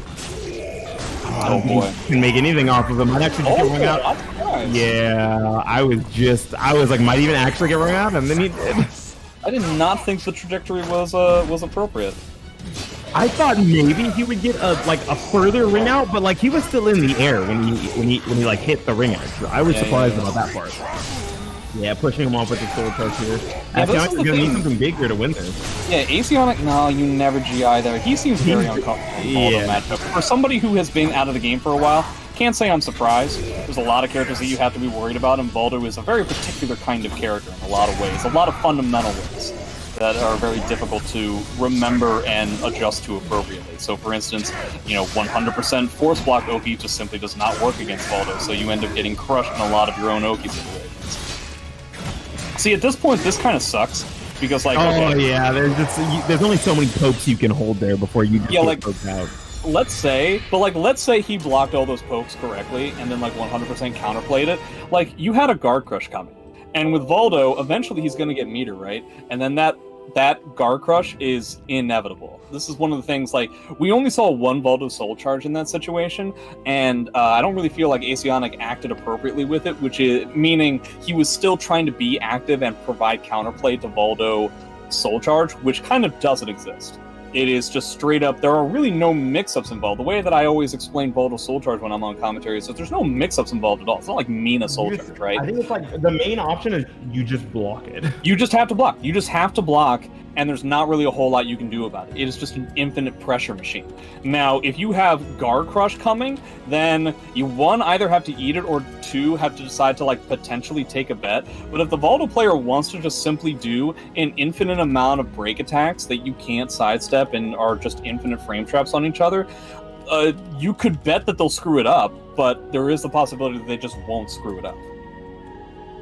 Yeah, I think that the harder part about it is just enforcing a situation where you're in the driver's seat enough that it's impossible for them to use a Soul Charge for something like a Guard Crush. But of course, Asionic was definitely not ready for that character pick. Not even that it's specifically Manta. It's that right now, as someone who's coming back into the game, Voldo is one of those harder characters to fight for sure.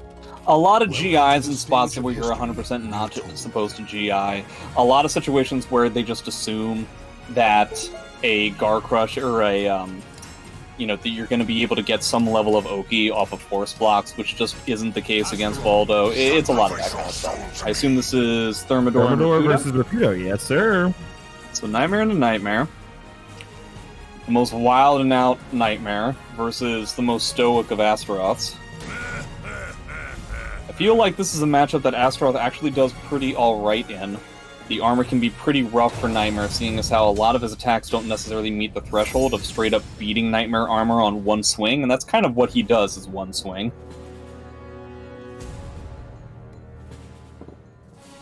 Alright, ooh, an all-wall stage, okay. And there's a lot of space to work with here. Yeah, this is great for Rapido, especially for his first game. Right? Being able to establish what kind of things Thermidor is going to want to do when his back is to a wall, but also having all the space in the world to retreat if he needs to.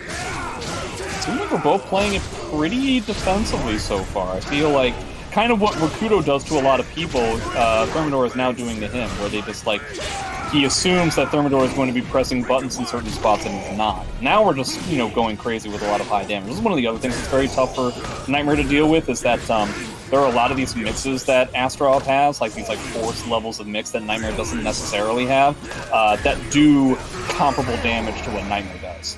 Nightmare is not used to like their damage being compared. You know, yeah, like you can't win the attrition game by just doing damage, right? You're gonna have to make something off of your Oki. Oh my goodness! Speaking of making something off of the Oki, right back at ya. Yeah, we're not. Oh my, that was the same amount of fucking life. What the fuck? And it's funny because the amount of damage he could have gotten out of that could have been more. As in, like, if he had decided to tech, if Thermidor had decided to tech and Rakudo read that, it could have been even more than that.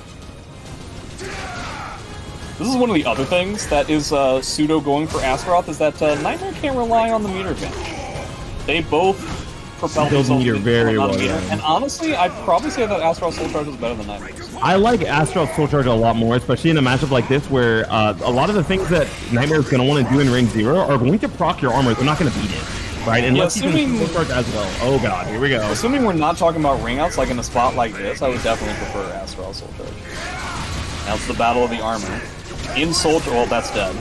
Yeah, maybe not. He might be alive. No, he's dead. Damn, that's a decent little chunk. If you get hit by 66 KK in Soul Charge, it is a CE throw damage. Nice. No. That's very much not nice. I would consider that to be quite mean instead. I think that's nice. I think that's a pretty good thing for Astaroth, right? Not having a normal CE, but being able to get that kind of damage off something so evasive, really, really strong. Ooh, called out the button. I like that, right? Because he's been doing so much run-up delayed button, Thermidor wasn't ready for the immediate press of something like a 6-6A. This is all going to come down to like how important this guard press is going to be. Thermidor is going to do his dead level best not to use it this round. Decides to spin the bar. That's an interesting choice. Yeah, the Astaroth armor isn't going to work. So I would hate that. Big deal. That was a very big deal. So now he has the Rakudo has a meter disadvantage to a small degree. But this guard crush is just ever looming. Still looming. Yeah, I would have definitely just held block and forced him into a situation where he has to guard crush me there to waste it. Okay, here we go. That's minus 12. He's not going to get anything out of that. Yep, he's going to roll and that's going to cap. See, Nightmare has a lot of force blocks. Okay, so bar versus guard crush. Here we go. This is going to be okay. Yeah. I think he's guard crushed here. Yeah, he's gonna have dead, to hold this. Yeah. Oh, instead it's just death. Good stuff from Thermidor. Keeping that guard crush as a win condition so scary that Rakudo was forced to just continue to roll around on the ground. Yeah, I feel like the guard crush didn't occur during that game, but it was the threat that the entire time. Yeah, dictated that round and like more than half of the previous round. I agree with your assessment in the first place, where if Rakudo had just eaten that guard crush in the second game, he would have been a little more free to move around. Yeah, just imagine, like, he would have just had a small damage disparity. That would have been the only thing. Okay, well, that round was all Rakudo. Not off of grabs or nothing, just like a whole bunch of like small stuff over and over again. Oh, very nice side that protect. That was definitely PPV. The amount of damage that the difference could have been was gigantic. Yeah, a little bit of sloppiness on both sides. Neither one of them have pockets, but if they did, there'd definitely be spaghetti falling out of it. Oh, that was an amazing way to beat that throw, forcing him into a situation where because of the armor throw, he had to immediately go low, and Rakudo was not ready for it. No, Astaroth's block punish isn't amazing, but surely he gets something better than a grab attempt on Nightmare Wall Rising AA, right? I think he likes the idea of throw attempt because it's more damage and positioning than just going for 4A. Yeah, well, no, it wouldn't have been 4A. I mean, it's Nightmare Wall Rising AA. At the very least, you probably get like enough already. You probably get like Wall Rising B plus K or something like that. Yeah, isn't it minus 20? I assume it's somewhere between like minus 2 and minus 50,000. Oh, fair enough. Oh, and he used the armor. That was really smart. That's cool. Okay, but Astaroth's still in Soul Charge. In fact, he's the one who has the most Soul Charge. All right, then. Damn, I don't think Thermidor cares. Yeah, shut me right the hell up now. Rakudo use the bar to potentially win out this round and solidify this game right away? Instead getting counter hit, trying to press a button on the approach, getting hit by the 2-2A. Very good stuff from Thermidor to use an option he hadn't previous to get in. Right? He can only do a high in that spot in a reasonable way. Oh my god, that's happening. Oh, that's more than that's one more interaction. One more interaction, and he gets it with the 7 golden letters. Thermidor is steaming that his step-up got hit by the Beast-like K, though. That's hilarious. Okay, Thermidor 1,000,000% changes the stage. He kept the same stage? I think that was a fit of rage match A. Do you ever fit of rage match A? Dude. I do sometimes. Like, I'm not saying Astaroth is a schlub when it comes to ringouts, but I don't know, man. I feel like having the X Factor for Nightmare is better than not having the X Factor. But like, remember when I said that I prefer Astaroth Soul Charge over Nightmare? If ringouts are a potential, I don't think that anymore. But yeah, I don't know, man. In closer walls, I think Nightmare is significantly better, but these really far walls, it just gives Rakudo all the room to play with if he ever pushes to the corner, like he's done now, right? So now he can just start to play this slow-paced, methodical game at range 2. Didn't need it there, but if he does, it's so smothering. Astaroth does a lot of damage from out there if he can create a whiff from there. Boy, it kind of... Ooh, I like the option there, covering the 6A as a get-in option. Thermidor is in one of those spots where it's like, boy, howdy, I would really like to break a grab. And if I can't do that, then I lose video game. Yeah, it's all about, like, the AGA and Bull Rush ducking under the AGA. That's kind of like what the counterplay is right now. Ooh, caught a bar there. That's a pretty big deal. Soul attack? I cannot believe that stuffed it, if so. Oh, caught him airborne, doesn't get anything big off of it. Nice, and nice, okay. Very, very delayed crouch there to catch that throw.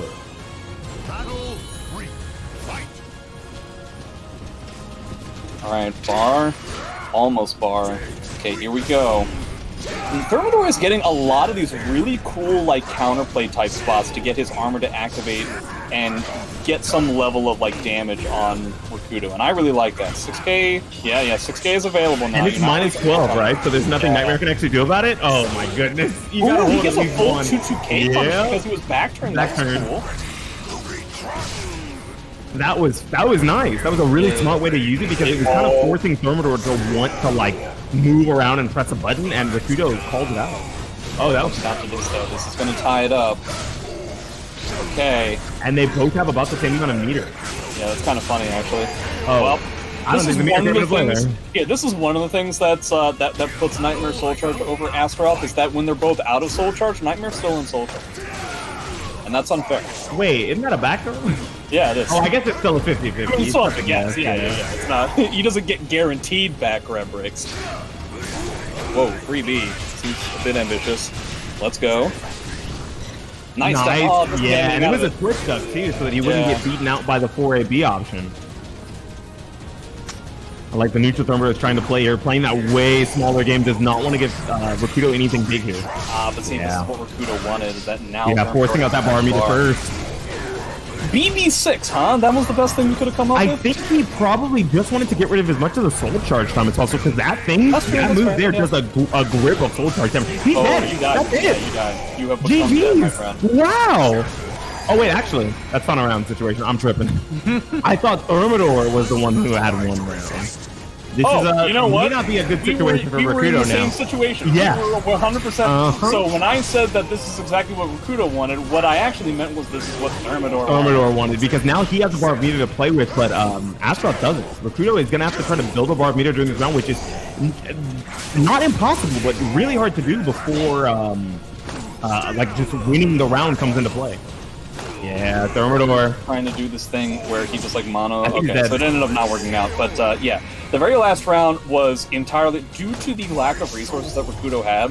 Rakudo was trying to turn it effectively into a 50-50 of doing small things over and over again while Thermidor was in Soul Charge into hard sidesteps to beat out Drill and 6K and stuff like that, which will effectively force Nightmare to go with like an AGA, right? He doesn't want to bet on a 3A, so he'll go with an AGA, which is why the second that he had the opportunity, you saw Rakudo go for a 6K, for a tech crouch. It was either going to be 6K or 6K. And once that momentum, once that rhythm was kind of shaken up and wasn't really panning out.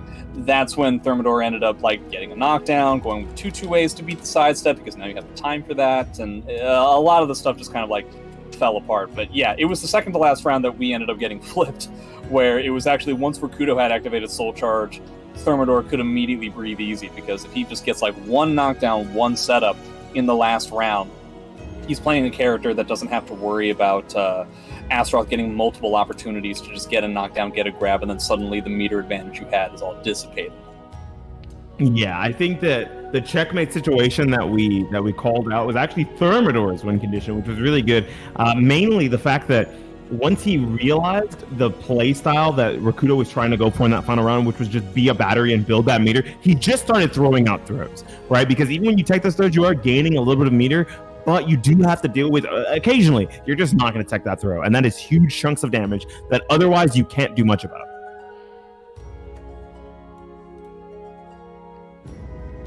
19 codes remaining in the Matcherino. Yo, that's Pog. And $83 altogether in the Matcherino because of the giant donation. Oh my goodness. This is a pretty good little chunk of money to fight for. Yeah, this is so Pog. It's a lot of chicken nugget money.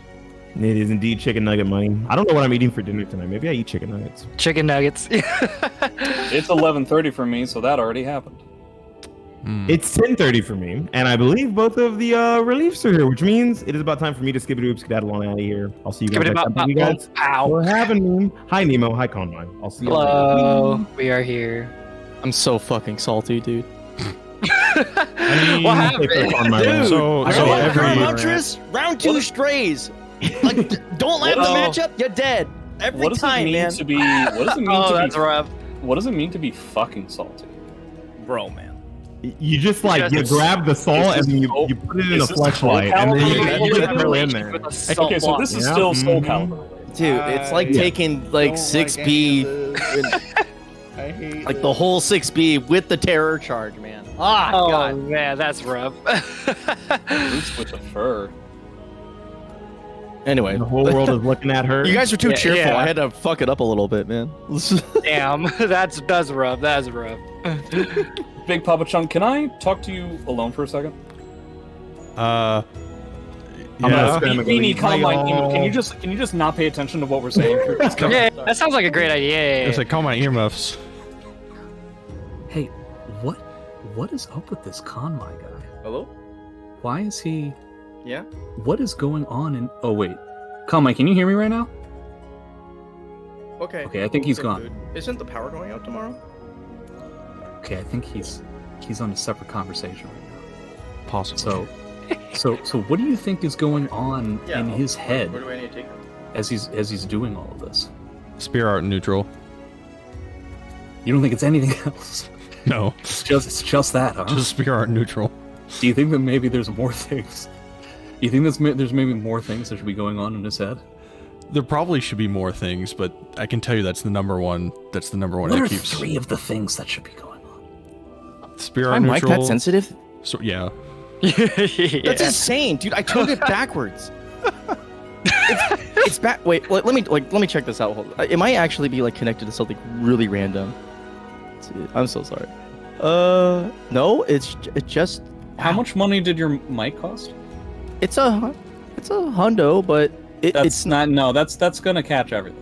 no, it's not supposed to. It has a its pickup pattern is literally I have to eat it, but I turned it around and it's still hearing me. I don't get it, man.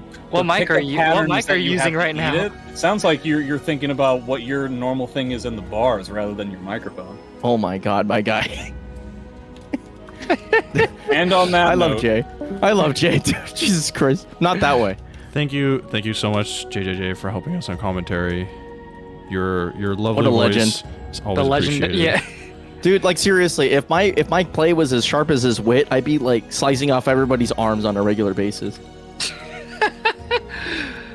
Yeah, maybe. Yeah. Dude, for real, he's like always funny. I don't get it. Like, I just don't understand how he's like literally able to instantly process the perfect one-liner every single time you talk. Like you utter even those basic of sentences. You'd be like, "I like bread," and he'll immediately like slam you and your ancestors.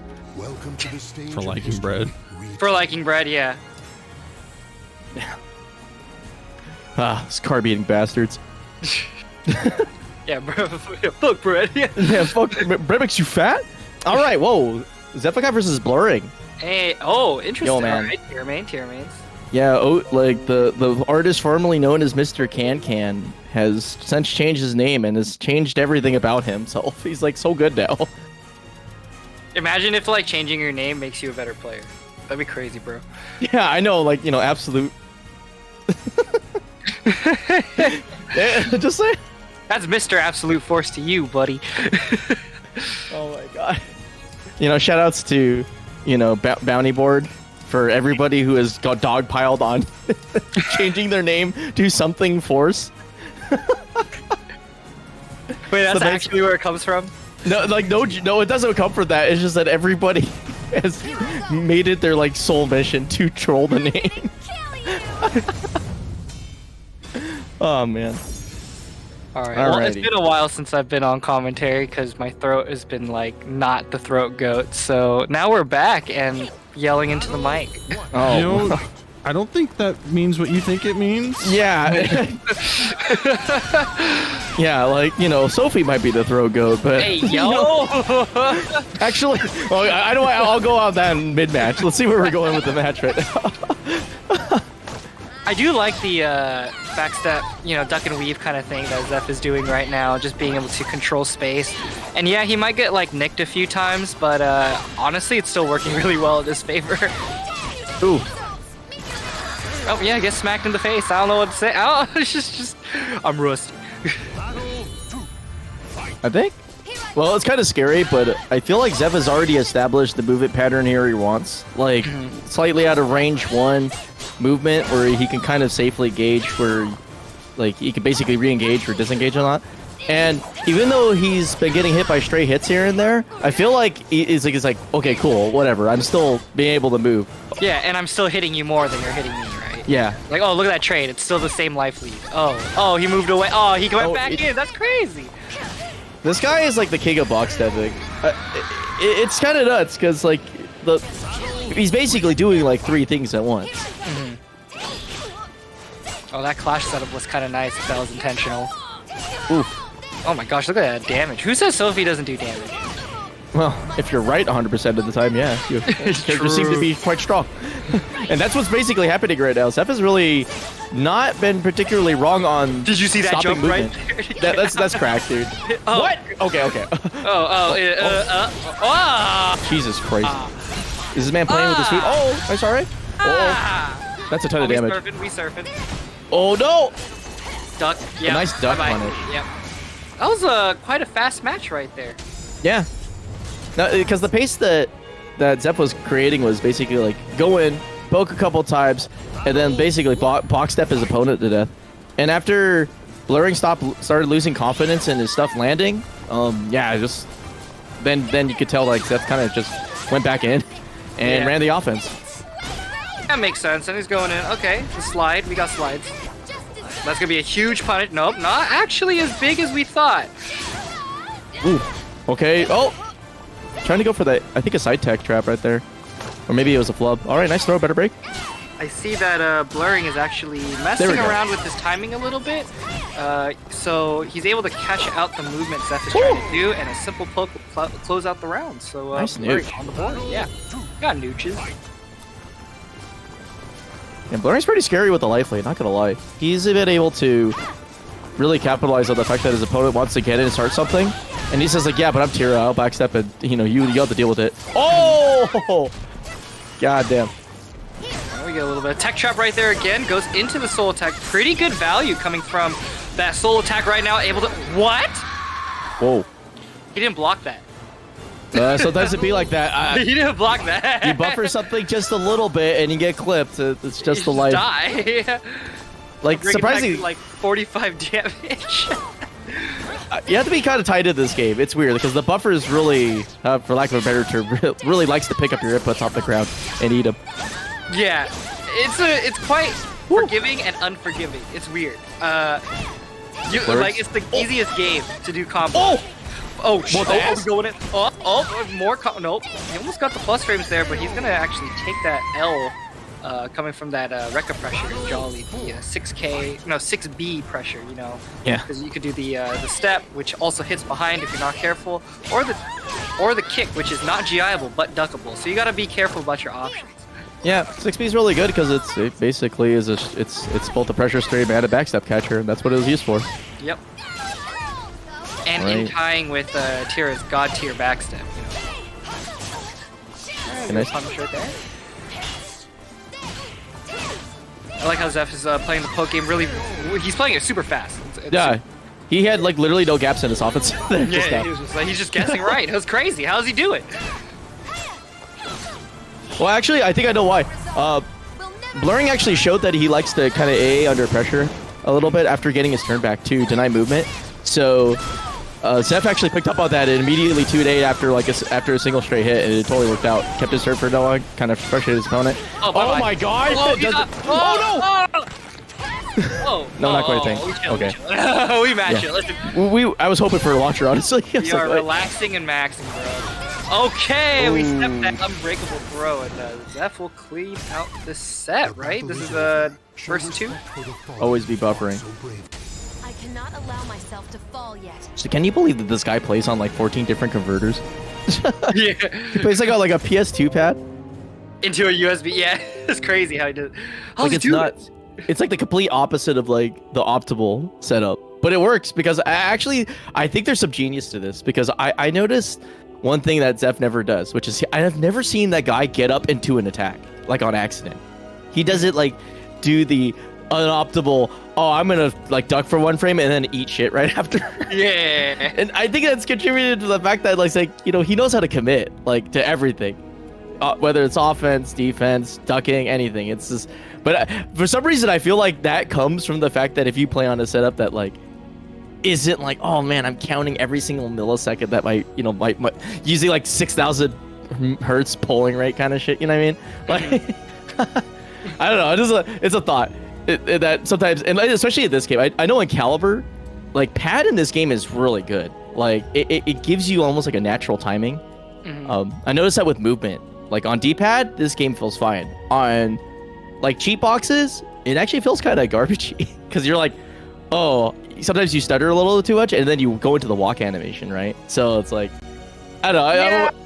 I have to test it one day, but I have a feeling there might be some truth to that. Yeah. I don't know. As a new cheater box player, myself, I think cheater boxes do have a tendency to kind of like be too accurate, you know? Yeah. But with D-pad, like with I guess to put it in perspective, when I'm doing Monument on a pad, it instantly comes out without the step. But if I do it on Mixbox, chances are I usually do like a mini step into it. Yeah. So it's like something to get either used to or just gotta hit the buttons faster or something, because the actuation point is like a lot longer or something like that. Yeah. Yeah. It's a bunch of like science or whatever to it that I am not bothered to really learn, but also, I do have theories. So also don't rope me in with you, you converted Mixbox player. Don't try and rope us in. That's true. You play on like for lack of a better term, like the Wildcat setup. Like, that's all. Hey yo, my 35-gram switches, bro. Yeah. On full like MX size, yeah. Yeah, the ASMR stream, you're like, oh, look, this is how they feel lubed.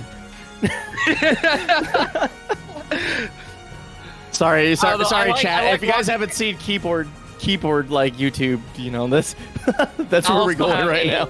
I also do have a custom keyboard as well. Oh my god. Also lubed. Bro, I'm a loser. I got an RK100 and I put some yellow switches in there and I feel like I'm special. Yellows are fine. Like honestly, I don't get the whole elitism about it. It's just do what the sounds you like and the feel you like, and that's a good keyboard for you. Like I'm not gonna like be like yellows are trash. Like, bro, you just got banned. You just got banned from the subreddit. Yeah. If you're not judgmental about people using membrane keyboards, are you really living? Okay, well, some people do like that squish. I don't, but yeah, the fua. Yeah, the fua. Yeah. Oh man. Well, neither of these characters have any Fua in their bodies right now. It's True. Is this Absolute Force and Therm? yeah, this is gonna be wild. Like I expect this to be pretty explosive. Although it is kind of a clash of two different styles, because Absolute Force, the artist formerly known as Yoshimitsu6, has become like kind of like a small pokey timing based player. Not as explosive as probably the more zany Yoshis, but he's going up against probably the most aggressive Nightmare of all time. Yeah, Thermidor, yeah. Also known as God Haseo. Yeah, God Haseo. on PS4. Can't wait to see this guy play Armored Core 6, like no joke. Armored Core 6. I need to watch an Armored Core speedrun since AGTQ is going on right now. And all just like that, just like how Armored Core 6 is dropping, he dropped that Oki on him like that. Absolute Force takes round 1. I'm kind of surprised they didn't go for the Dragonfly A option, because I think he had wall splat, but yeah. He basically left it up to a little bit of a guessy gaze, but I guess maybe not, or maybe in the range. I don't know. Oh, there it is. Here we go. Yeah. By the way, this is Yoshi's forest. Like all walls, very close proximity. Almost all your pokes turned into 100 damage in this situation. Look at it, he's just fishing like a madman right now. Doesn't get punished, so I think he's gonna take that and be like, ha, okay, I get to spam it again. Oh, there we go. It is. You tried to move. Oh, no. Oh, doesn't get it. Oh, 1K. Nice block. All right, and we get the punish. I got a feeling this is the East Coast internet talking. I'm pretty sure Thermidor was thinking to punish that. Yeah, I mean, Indiana. Okay, so Yoshi, or Absolute Force is Indiana. And Therm is, I believe, New York, or at least East Coast. Yeah, but they're all talking to like San Jose, right? San Fran, same place, same thing. It's about a 40-mile difference. All right, well, just like that, look at the poke game right now. God, he got it again. One. Yep. I'm so mad. There we go. Look at this damage. It's like 100. It's gonna be about 120 damage right there. What? Oh, he's going for the. Dude, that was a grimy reset right there. Oh my God! No way! No way! I can't believe that was an even game. He was like, nah, screw your pressure. I'm just gonna have get out of this stage. Get E launcher, smack you in the face. What? Get off this stage, dude. Your I-10 AA turns into 100 damage conversion. You have to get out of there. Yeah. And get out of there. He does. This is actually probably might be one of the better options for Nightmare, because if you rotate a little bit to the right, I guess, you know, you have access to all sorts of really easy ring outs after you get beaters. So hopefully this will change. But that being said, it is a little bit short on the walls if he does go for the rotation. So he's going to have to be careful if he gets behind. But otherwise, this is a pretty good place to be in terms of having to deal with the risk reward of the game. There you go. Oh, 3B again. And the grab. I love the pressure Absolute Force is forcing on his opponent right now. Oh my God, I love it. Got him, Chief. It's Gremlin time. All right, great step from Thermidor. I love the patience and movement. Very reserved. Oh, he's gonna go for the wall splat. Nope, gets a little bit of a bubblegum blast in there. Yeah, it wasn't as cool as I was expecting. Ah, yikes. Okay, hold on. 4KB again. Backs it up. HA to stop movement. Right, 2-2A. No punish there, but the guard gauge is pretty He's low. Dead. Oh, no. Nope. Oh, gets the duck grab. Oh, I think he was expecting him to like literally go for Wild Rising A plus B. Yeah. Like, no joke. I think he was just smelling like, you know what, you're going to try to take this game back. How about not? Alright, oh, gets the trade there. Still gets the plus frames from Yoshi. The Dragonfly A is unpunishable technically, coming from a Nightmare player. Doesn't have an I-12, you know. Oh, yeah. Oh my God. Get bamboozled. Air hit. Armor hit. A lot of damage. Okay, just okay, about 80 damage. No big deal. Yeah, hit him with My Little Pony. Yeah, I tried to slide. Oh, 6 He's dead. Looney Tunes sounds right there. Bonk. Ping ping. Drill noises. Oh God. Yeah. That's what I think about every time. Oh my God. Huge. Yep. This is gonna hurt so much. Holy crap. It gets the terror charge instead of doing the back throw option. Ooh, but loses immediately. Med K. What a great conversion for anti-9K, actually. Usually you only get like a couple damage, but he got a whole ass combo. Huh. Oh, hey, Lamau did it again. He's not going to die from it, but it's going to be really a good situation for him to be in as he goes with the My Little Pony. Yep. Look at the distance. Yep. Yeah, full Imagine. speed. Therm just does a whiff from there, and then he just gets CE. To just be the saddest thing. Jump. Oh, the jump move. Double empty jump. Okay, 9K game. Oh, knocks him down. Gets on. 2K. And he gets hit by the backstep there. It's a little bit unfortunate. Gets zoned. Yep. The good old zone and bone. The zone and bone. You think it would be like the bone and zone instead, you know what I mean? Like, that's the kind of like Twitter talk, you know? Do you know that whole like 4chan thread where it's like all the rhyming ones, like in one column? No, I don't. Okay, hands. Uh-oh. Bad cake, get some plus frames. Not gonna get it because of the RE. Very good RE coming from this character. Oh. Alright, bubblegum. Goes for the low. Nice. Great. Yeah, gets him with the 2 swords. Great throw, Oki, huh? Goes for the forbidden string. Backs up. Ding, ding, ding, ding. Alright. This is probably, I think this is a good use of meter. He's dead to like 1 AA. Wait, that's dead. Oh wait, he got memed on. Oh wait, he didn't. Oh wait, Oh my God. He what? Dude, never mind. I'm never gonna check. I'm just never gonna trust a nightmare again. What the hell? I can't believe that. Yeah, he went for the. That's a setup to get himself an extra turn, but I guess the shock factor was enough to give him the momentum. Oh, he was dead because that's the plus 14 checkmate right there. Soul charge. He's gonna get hit out of that. Momentum hugely in Thermidor's favor right now. Gets backhanded. Wake up 4KB. Good breakfast. Oh. Okay, not going for the whole hog, but no meter to check with. Oh, rolls out of the hell sweep. Good thing that doesn't hit ground. Please don't even. Never make that move. Hit grounded. Oh my wow. God. Grab him. Just get over here. Dude, that was the look. That was like, you know how parents catch their children when they're about to go break something? It was just like that. Look at the guard damage he's piling on with those backhands. Move. Okay, more drill. Hell sweep, good counter. For another tempo right there. Not gonna really work out. Still, Cat retract was toxic. Oh my gosh! Look at the guard gauge right now coming from Yoshi. Oh, checkmate. No, yeah, he has the soul charge, and like at no point because this man blow. And in there, the beautiful spacing from Absolute Force going in. Gonna get a little bit of health back. Not so much on the guard gauge, however. Gets free Oki. Alright, unable to be hunted. Yeah. Oh my god, he does it twice. he got the wall hit too. Jeez, toxic. Run up 2A. I like. Okay, sweet. Playing some staggered offense on Oki. Just running the mix as he would. Goes for the throw. So 3 different options on wake up. Good timing, mastery. Goes for the wall again. Lamau. Here we are. Oh yeah, that's back again. Easy combo. Evens Easy it up. round. Last round. Nightmare does get the meter for this last round, which puts Thermidor in a very good situation right now.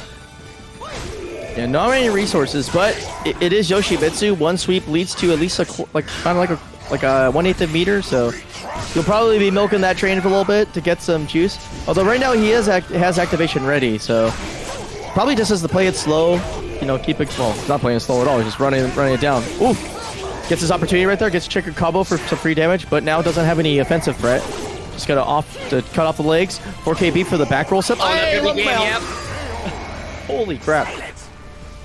That whole round was absolute force right there. Just going in. It was pretty nuts. I like that like ongoing tempo pressure that he's been working on recently. I'm a fan. Man, just block correctly, huh? Yeah, just guess. Just win. Idiot. Just guess like, right. Yeah. Oh man. Thermidor. Damn, the man relied on online. Man, I would frame every single one of these Thermidor post-match messages. They're amazing. On Discord or Twitch? Anywhere, honestly. Anywhere, they're all precious. Wall, hang them up. Yeah, good stuff to Absolute Force for, playing to the character strengths. If your opponent isn't blocking it, why stop? Hey, don't fix what's not broken. Hey, 16 codes. That's too 16 many. codes. That's too many. Yeah. Guys, full couch 3K those codes, okay? Yeah. Yeah, don't block the codes. Don't block them. Don't block the code. Don't block the code. You don't even have a code. You just click claim, and you don't even. It's so much less work to put free money into the pot. So Free money that wasn't acquired by us. yeah, Money that comes from the skies above. I don't even know where it comes from, to be perfectly real with you, but it's here. to protect the world from devastation. If you're suggesting that Maturino is in fact Team Rocket, you would probably not be wrong given the current discourse of what's been going on recently. Within our nation. Denounce the I don't man. Truth of what was it? Denounce the something of truth and love. Denounce the evils of truth and love. And something skies above. Man, dude, I just outed myself as a not Pokemon fan. I feel like Pokemon, you have to like start out with it as a kid or like when you're younger to really get into it. Yeah, you know I do own like Red, like the Fair original enough. one. I am old, ancient, crusty, as they would say. I got into Smogon singles again, and the game is much harder when I was actually doing okay in Gen 6. Gen 9 is actually so much harder. It's pretty good, I heard. I will admit, I got carried by Megas, but I don't even use... I used a mid-tier Megas, so like... 9 is good. Yeah, well, we've all heard it before, but I really do wish the game ran a little bit better. I like the majesty of the region, but my god, is that game a hideous game. Who is pressing the B button? They put a yandere in the game. That was cool. That's true, they did. Never before seen. I wish they'd put her in the anime and make her like extra yandere, and that would be super funny. Are you talking about like the VTuber? No. Nimona, the one who's like stalking you all the time and wants to battle you. She's a yandere? It's the joke is she is, because it's like you pull up to like this Pokemon Center and she like literally pulls up like 3 seconds later and she's like, it's not like I was waiting outside waiting for you to come in so I could like talk to you or whatever. And she's like, oh shit. I still like the fact that they made normal guy. Yeah. Like salaryman dude. Yeah, it's just like, who is he? Oh, he's just a normal guy. That's his power. So and then, cool. Yeah. He's pretty cool. A lot of the character designs of 9th gen is really good. Yeah. I feel you'd like one of the Team Star admins. Just you mean Boots McGee? Like Ari, I think it's the pro wrestler chick. Oh yeah. Yeah. Just Marisa, but not Street Fighter 6. Yeah. This is the era, man. I'm waiting for Calibur to get like Astaroth with Tatas, man. Did you know what I don't know if it resurfaced, but I saw this on my Twitter. Is Justin Wong getting smacked at the Muscle Girl bar? Yeah, I saw that. Dude, did you know Okubo retweeted that shit? Yeah. That was so godlike. He's like, I know the comments say just parry it, idiot, but Muscle Girls are too strong. I bless that, man. Anyway, speaking of Muscle Girls, we have our own little Muscle Girl in the form of Zepakai's ex. Yeah. Who is basically that equivalent. Nobody's gonna say, oh, I like that CE, you know what I mean? Yeah. But so this is Manta. This is our very own Manta. Yeah, the premier Voldo, the wildest of the West. Like I think like literally he's the craziest one. I don't think there's anybody else that plays as matchy as he does. But he's getting rocked right now a little bit. We'll see if he's gonna able get to like 2-8 or something. Oh, great GI. What? What's that? I hate this already. My God. Then this Italian man could not get his toes on that girl. But Zeph made Manta panic for a bit for the last 5 seconds of that round. It was actually pretty nuts how he just kind of like made him hang himself. Okay, full crush 3B, safe launchers. We got those apparently. Actually, both characters have a safe launcher. Yeah, true. I think just one is a little more annoying. Yeah, the Evoldo one. Is he dead? Yeah. Oh wait, that's the wall conversion right there? I don't think it works. Yeah, that one was a kind of a weird one. Nice. Great low grab. Be looking pretty good in terms of keeping his opponent in check and not feeling comfortable. He goes for like... What? Excuse me. Nice box up. Gives him the K. Easy peasy. This is... that was pretty nuts, the way the interaction ended up being. I have no words except for, well, damn, that sucks. This is 9KK. pretty dangerous. Pick up? Oh yeah, Wow, that's the ring out, actually yeah. toxic. Oh my That's God. like season 1 carry. What the heck? Dude. Don't guess wrong on post GI. Do you remember like release Xianghua, like every launcher like that wasn't 2-2B had like a 90 damage like half stage wall carry conversion like all the way down to like SoCal like Battle 1. Fight. Yeah, you're right. I remember they had to nerf that a while back. yeah, like immediately after the next patch. And and Keelix 3B was safe as well. It was a minus 11. Crazy game. Hey, 2BB punish, making sure that you don't get away with nothing. Actually, that might not have been a punish. I'm dumb. Okay, 2-2A timings. I'm liking this. He's slowing the game plan down, not getting counter hit as much. Oh, that looks like a wall combo right there. It was almost a double wall combo. Yeah. It was almost the coolest thing I've ever seen. Okay, the 1K, give him the stanky leg. Yeah, Goes for the the kill. stanky leg right there, yeah. Yo, man, the stanky leg. Power. The Italian stanky leg. That hits different. That could be a drink. Nice back escape. Very Voldo and Astaroth, the two characters that do get away with that. Go for a little cheeky weird combo right there. Gonna get the lead from it. Wall combo. Goes for the reset there. It's brilliant. Okay, is he gonna go into stance? Oh yeah. Oh, that's rough. Your opponent sometimes rolls. Nice little punish. Very rare. Yeah, that's it. So Well, I not think game, Valdo but, like, does that's better the in walls. round. Yeah. Valdo does better in walls and smaller spaces, in my opinion. Like I Really? know, like Mantis Crawl needs space, but the way Mantis playing aggressively like this, I think a smaller stage is much better suited for him right now. I get to believe that. Mostly because, like, I know in the back of Manta's head, he's thinking, maybe I'm going to be able to land full couch 3B. And just, like, hit somebody into the wall from mid-screen and call it a day. Smack you back into Detroit, huh? Yeah, send her back to the mainland. Yeah. Okay, the trade. That was weird. It turned it back. Oh, Wait, no, the Everybody flop. do the flop. Yo, man, the Vladi debug. He's dead.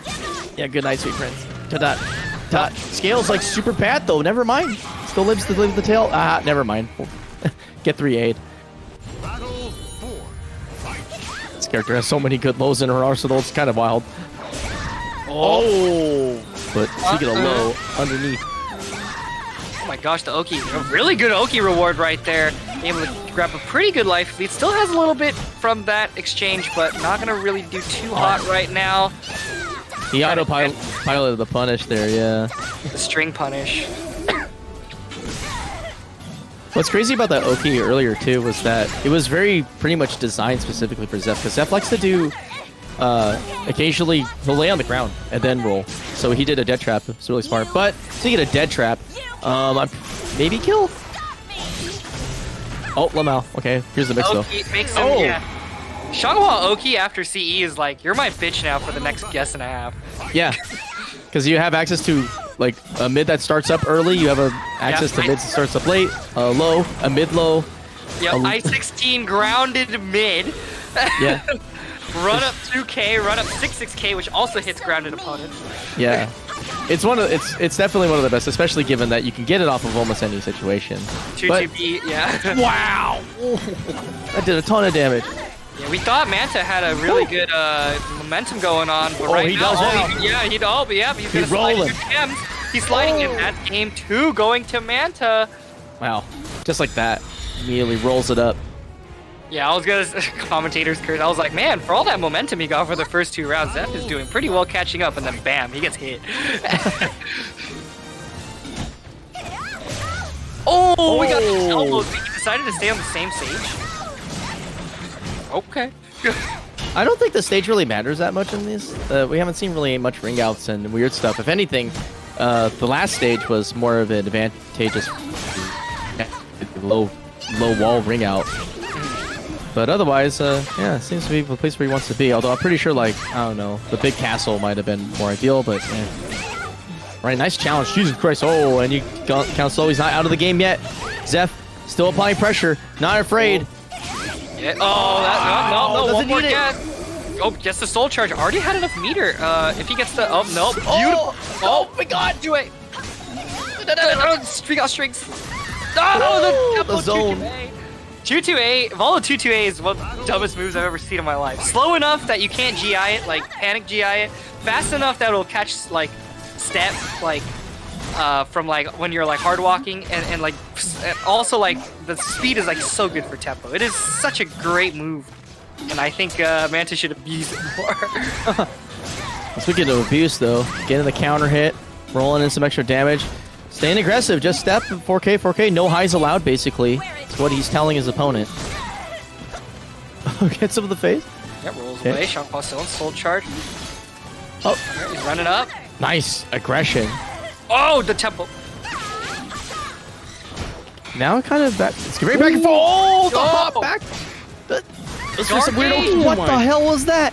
I've never seen that. I've never seen CR into 9K like ever in my life. That is like the weirdest choice, but it was brilliant. Such a funky timing. The guard gauge coming out. Gonna be super big coming from. Oh, nope. Dude, that 9B is like actually the gospel. Runs out of juice right at the end. Oh, is he gonna work on that guard gauge right now? This is he huge. working it. But he's in trouble. He's getting slapped around. Yep, he is getting slapped around. I mean, it's still advantageous coming from into the next round, but he has to guess. The Regi comes out. One more. Oh, great delayed wake up. Oh, the plus. The 2K. Oh my God. Barely. Just trying his ass off to get a GI to get the momentum back just a little bit, but cannot land it. 2 frames right now. I mean, 2 bars right now coming from Zeph. At the moment, life lead about the same. Slides in your DMs. Oh my God! Dude, he pinwheels that stuff. CRK is technically a jumping move. Oh my God. That's insane. I think Manta is going to have to play so out of his mind right now. Has to play a little bit simpler outside of the guard gauge. Yeah, and the GI, yeah. Yeah, he was gunning super, super hard for the wall spat, but his opponent was very, very aware that that's exactly what Manta wanted. Right, the guard gauge already working a little low. Has to play a little bit safer. 6XP doing wonders right now. Play a little bit patient. If he gets... just like that, loses all the momentum. Holy crap. Okay, Zeph on the warpath, getting a lethal hit. He's at max meter. He doesn't even need any more lethal hits. Okay, soul charge. This is where I think he's going to start trying to put the gas onto putting some damage onto the guard gauge, because once he's in soul charge, if he can get front turn and 6 BP his opponent to death, that's pretty much the way that I think and the he rollback can get an easy win. That's the Bamco. Yeah, remember when that used to do full damage when back turned? Oh, I don't. Pepperidge Farms remembers. All right, he tries to go for the cheeky low, but the crybaby interrupts the pressure. Oh, that does a lot of damage. It is minus like 20 something, but still, it does a good amount of damage. Manta's so close to taking it over Zeph, but Zeph clutches it out. Zeph is insane. Like between when he plays fast, he plays with like moves that are not characteristically considered fast moves. Like full couch 3K, that move, the pinwheel thing is evasive, but it's not like super zippy. But the way that you get to that point is if you have this game plan that basically creates mental frames in and of itself. And then that AGI like stole all the momentum, like all of it, like because that was pretty much Voldo's game to kind of start pressuring, especially with the resources he was getting. But yeah, just lost it all immediately. It was crazy. It's like, what a nutter. Yeah, I mean, we thought Manta was going to take it.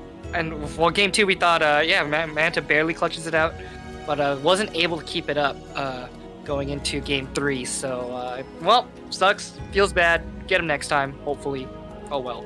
GG's. Yeah, it's hard. I mean, we'll get him next time. That's man. Every time I look at the summit of like having to beat Zeph in bracket, it's just like, ugh, how do you even do it? Real talk. You can start by trying to put codes in the Matcherino. Codes in the Matcherino. Codes in the Matcherino. We're down to sub 10, so you know. Oh. You do the magic. If you haven't done it, then please smack that button. Do the Lord's work. Yo, big shouts out to again iLags for putting 50 Matcherino. Okay. Destro with the 15, Rotary Lover and Palm Trees with 5 each. They're doing work. That's crazy about all this.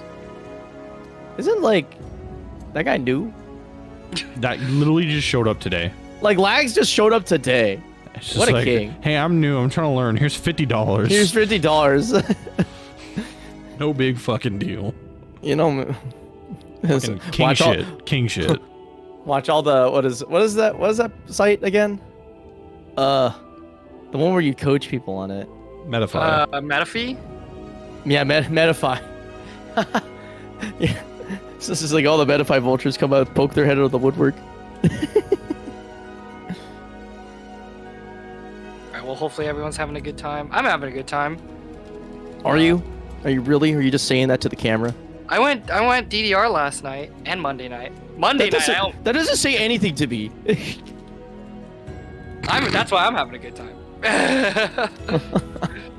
Yeah, I've been playing Sound Voltex a lot. Voltex, yeah. That game is so good. Like once you figure it out and like not like at a high level, but even at a medium level, that game is so well designed to feel good. And it's like even if it is like the easy baby mode kind of game in terms of timing, because like I play it and I'm like, even on S critical, it's like Louis Boo? Who the Louis Boo with 20 into the My match God. Reno. Bruh. Louis Boo. I've actually been playing Groove Coaster. I would like that game more if it was easier to maintain, but it turns out to be a game that is not very fun to maintain at all. Oh, is it because of the button bumper thingies? Yeah, the boosters are just like they break really easily. Welcome to the stage of history. Did anybody post any comments? Nobody posted any comments today in the match arena. Shaking my head. It's your opportunity to shine, to be egotistical. Yeah, I got added to a San Jose DDR Discord, so I'm trying to like make friends there to go with me. Yeah, NorCal's a good place to be. I mean, Yeah. you have a lot of strong players up there. Yeah, they told me about Christopher Life and Chaos, and I was Yep. like, I see those names on the machine. They must be good then. Dude, no, Christopher Life is literally like has won KAC before too. Oh Literally shit. one of the best players on the planet. He's the guy. He's like, and the Chris is crazy because he was he holds a lot of records. A lot of them are actually in Guitar Hero.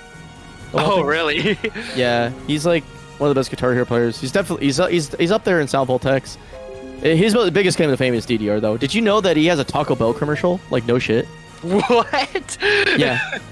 It's funny because how nobody old is he? understands it. He's not that old, but he's not that young either. He's like, I don't know, 30 plus? It's gotta be. Have your own DDR machine like Chris. Yeah, funny story about all that stuff. You remember the drama that happened whenever like people were getting mad because they were using the Indonesian servers or something? Oh. That man, dude, there's so like the rhythm game community, bless their hearts. FGC is like, man, if you play a dead game like in an FGC, like that dead game is already like 5,000 times larger than this DDR community. Everybody knows each other. It's really nuts. But it's like, yeah, it's wild. But yeah, Chris is a cool guy though. Most everybody in the community is cool except for like the people that keep getting outed for some reason, which is like that's a whole nother can of worms. But the sad thing about it though is that like there's no growth because if you've played the game as long as I have and you plateau really hard, when you see little zoomers like sight read MFC things and you're just like, I wish I was that good, man. That's why I don't envy being good at rhythm games because it's like you only got yourself. There's no 1v1. You just have to be good by your own lonesome. Anyway, speaking of who's good on their own lonesome, Zeph, as far as I know, the only player in Reno. And of course, Absolute Force doing his thing. Where is he located again? Indiana? Indiana. Yeah, I don't know anybody else's Indiana. Jeez. Indiana has a pretty decent scene. They have Ray or Tsunami 922. Okay. They have Parody 2 or Indie. Oh. Very, very solid players. Indy kind of only plays offline, so he's a little rusty now, but they're very good in their prime. Man, imagine running your offense for that long and then immediately getting clapped like that because your opponent could block anything. Yeah. Oh. Yeah. Wow. Ugh. Man, every time I see somebody do Angel Step A, I just don't know how it lands, but I've only seen like Ramode and Zeph do this. Oh, the kick. Doesn't get the whole combo, misses the task, but still gets a pretty good chunk of damage. Able to keep up that momentum and pressure. Alright. Oh, you like that little stutter right there? He's like, what's he gonna do? What's he gonna do?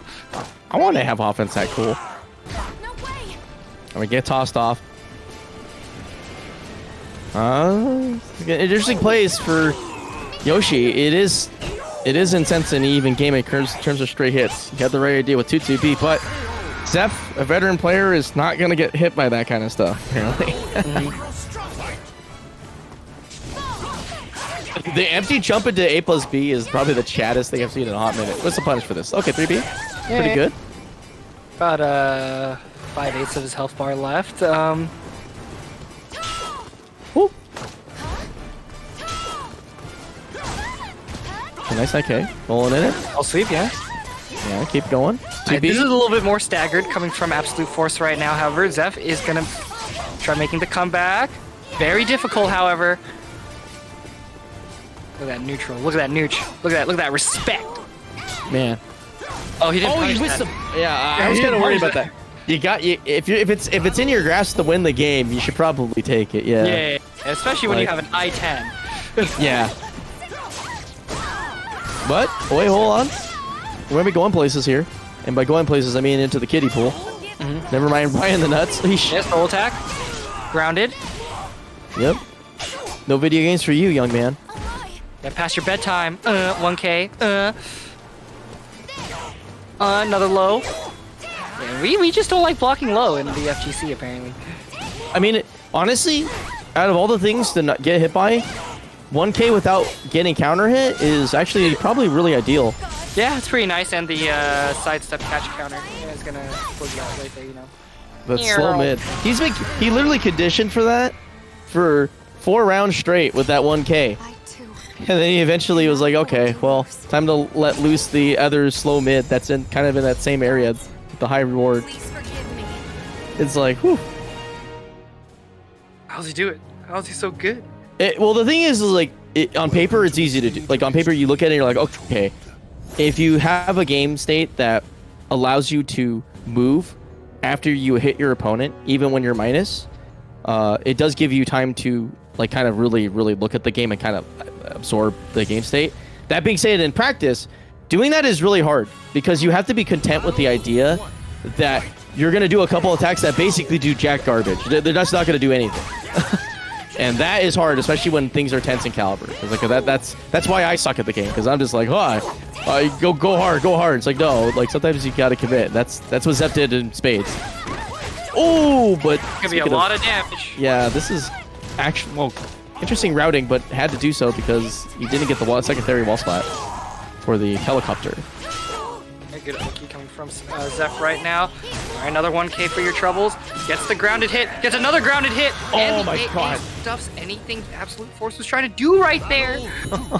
It's crazy, man. Oh, where you going? Cool. Where you going? Where you going? Where are you going, Yoshimitsu? Come on, man. That was gonna be the twist punish I've ever seen in my life.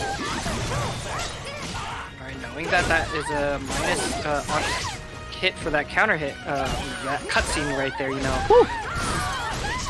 All right, a little bit closer to the edge. Good, maybe going for nope. Decides to back off and give back stage control to Zeph a little bit. Oh, okay, boom. All right. That actually makes sense for him to give it up because the position that he put his opponent in would actually line him up to get if he tried to mash for Oki, he would have probably got reverse ring out from the crouch kick. Oh yeah, that is a possibility right there too. It's weirdly because it was oddly specific to that situation, but I thought about it, I was like, wait, that would actually work. If you try to press your turn, you would actually just die. Okay, Ding Dong, which is dead. Okay, follows it up. That's crazy, off of a low too. Oh my god. All right, well, just like that. Here I go. Alright, so going in. Ding Dong. I like how, he's like challenging a lot. Like, yeah, he's minus, but he does these fast enough moves to just catch the counter hit and continue momentum. And I think Zeph fully knows well that it is working and is going to keep doing so. Dude, he's had like 4 turns in a row. This is insane. Nice blocks. Gotta keep it 5. back. 6. Oh, good 9 sweep ring. That is going to be, what is this? Winner semis? Final. This is finals? Oh, man. This is early. Okay, yeah, we are going through the bracket. We chugging. We are vrooming. Wow. We are. All right, 2-0. What is he gonna have to do? I mean, it's not. I don't think it's the stage. It definitely isn't the shoes. Is he gonna maybe go absolute Mitsu? Huh? Oh, there it is. Absolute Mitsu. Yeah, absolutely. Yeah, he dunked on me with this in casuals. It's interesting because he plays it kind of unorthodox. His timings are definitely a lot weirder on Mitsu than they are on Yoshi. I think Yoshi is, even though he has good control and has a different pace, like the way that this character's offense ends up running just is different enough to where I think it throws people off. And also he has access to some pretty interesting tools as well.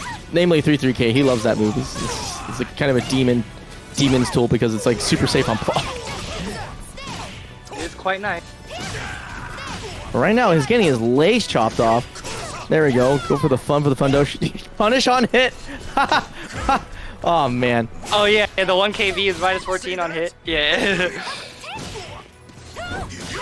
Oh, there we yeah, go. But you can't punish when you're dead. Yeah, that is the plan, I guess. Just smack him. All right, there it is. Very good move. Yep, backs it up. Okay, playing that nooch. Ooh, gets stabbed in the gut though. C-section. If I was a Mitsu player, I'd probably be abusing the fuck out of 3K. Yeah. No, it's pretty messed up move. Oh, nice little punish right there. Roll in. Whoa, Yeah. This setup is gross. Oh my god, that thing is so cool. Nice duck. Great punish. Doesn't kill though. Goes for the 2P for the kill. All right, soul charge. She able to come back as Zeph gets one good hit and it is over. Oh my god, wait, he's not dying. Oh. Oki. 1-2K. Jesus Christ, man. Never give up, never surrender. That 2K was disgusting. God damn. It's crazy, man. Like, you can't count him out. AB. Okay, small stuff. Hook kicks. Just really poking absolute force out of movement options completely. Just no space to move. Has to press buttons.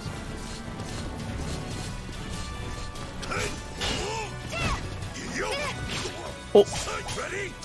Okay. I think 2K. I think 2K. Oh, you don't need 2K when you're just like love out 1A underneath that high.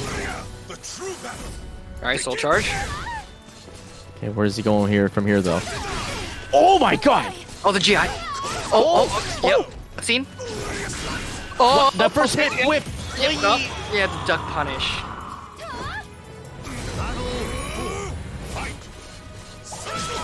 Oh, the zoning though. Oh wait, that dropped? Holy crap.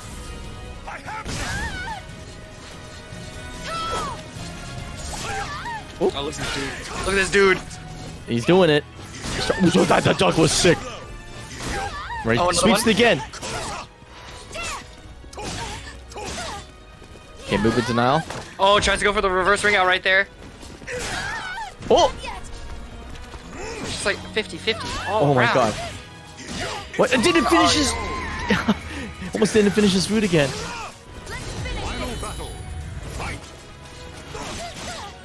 Alright, goes in. Alright, poking him out. Okay, Uno-K. Soul, and Arena Soul Charge to get your turn back, so because since you're minus on hit. Oh my god, from downtown, gets him in the stomach. Another plus, I think that's plus on hit there for that low, so gotta be careful on how well you choose your pressure right there. Alright, happiness throw. Does it again. Does it again! Doubly happy.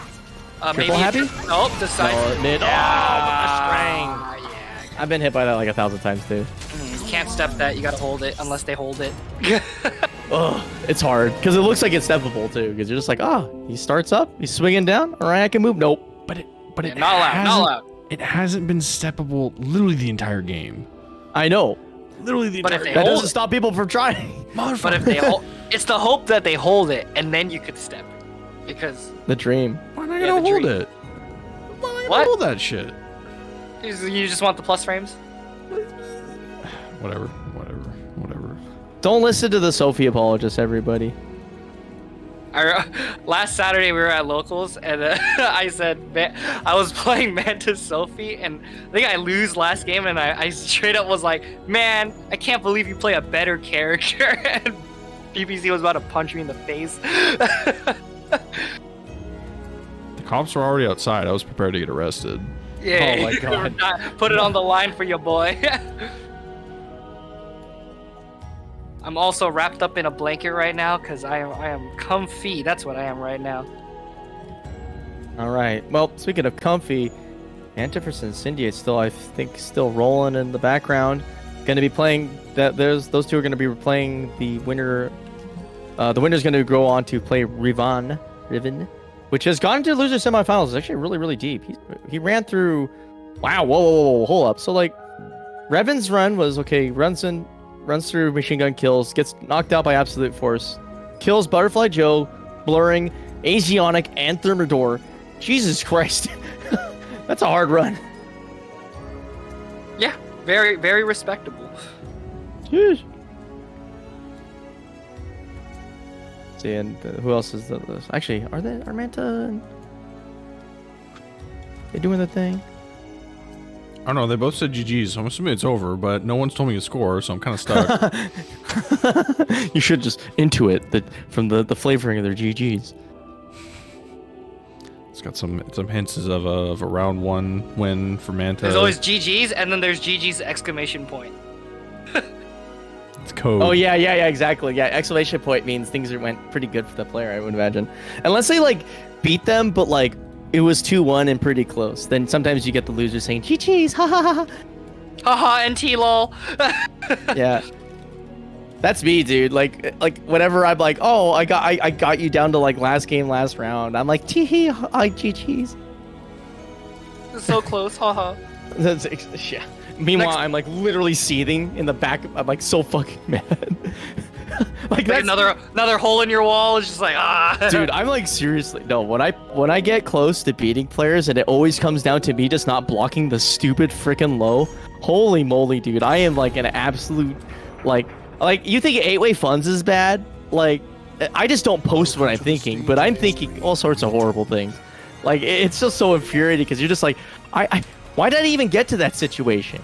You know, I'm sitting there like yeah. I was like, man, I should have been spacing better. Like I should have just won. Like I could have just took the mix, but I didn't. You know, Should have like had a V8. Yeah, should have had a V. Yeah. Should have had a V. Man, That's the real OS.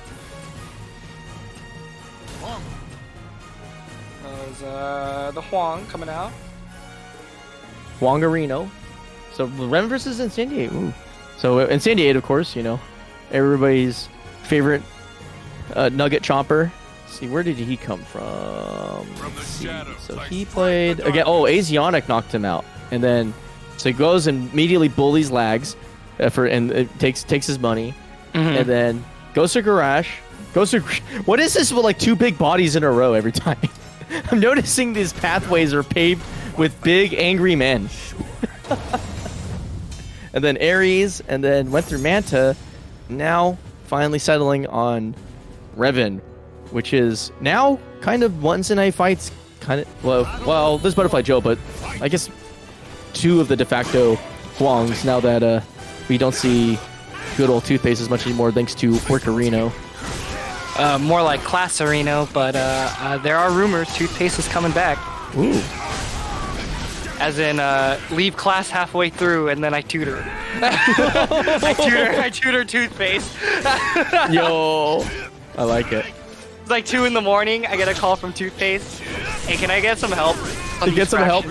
I'm like, all Sorry, right. I'm -9 on my homework. All right.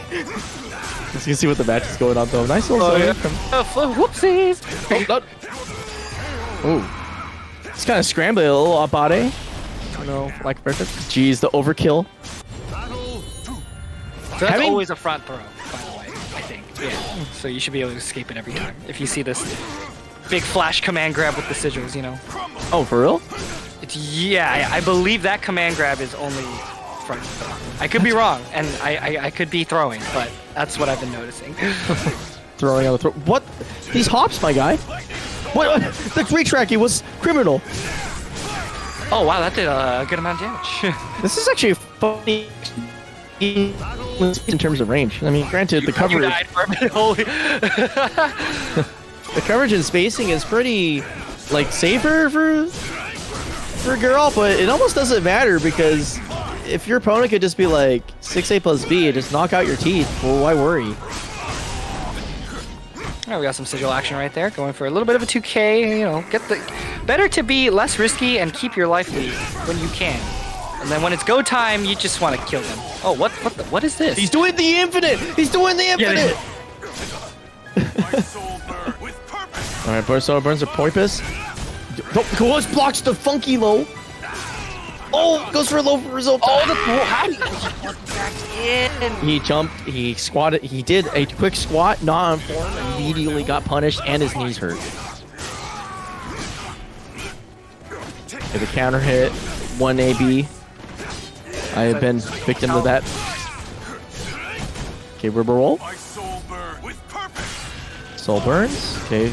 Yeah, chase it down. You gotta be careful around moving post soul charge. Ooh, okay, keep doing it. Yo. Oh, he did it! Okay, this is why Revan's the best. Oh my god, he's so good that he made his move whiff on accident. What a king! I'm dead. I'm done. Oh my god. Okay, get the splits. Okay, takes his turn back. He's -8 there. He's just like, okay, we're gonna keep it going. Nice. Oh, the win. Damage. Oh my god, he's getting toasty, but he goes for a tempo play. Rolling up. Oh my god. Never fight a Witcher. Must have had a death wish. Yikes. Jesus. That was now, crazy. It's Liam Hemsworth now. Instead of Henry Cavill, we're going in with this loser semis right now. Where's Konmai? I'm here. Oh, you're here? I thought you died. No, I'm just listening to you talk, my guy. That's a first for anybody, by the way. No one listens to me. I'm just kidding. Alright, going in. No big deal. 3A is goated, by the way. Oof. The big toss. Let's see where we go from here. Rolls up and tries to go for some anti-movement stuff. It's always interesting to see what strong players do with their Oki turns. Sometimes they don't do the traditional like, oh, I'm just gonna like hit you with the mid or low on wake up. It's like, no, sometimes I'm like, hey, I think you're gonna move when you wake up because like I'm moving towards you. And yeah, seeing that was kind of insightful.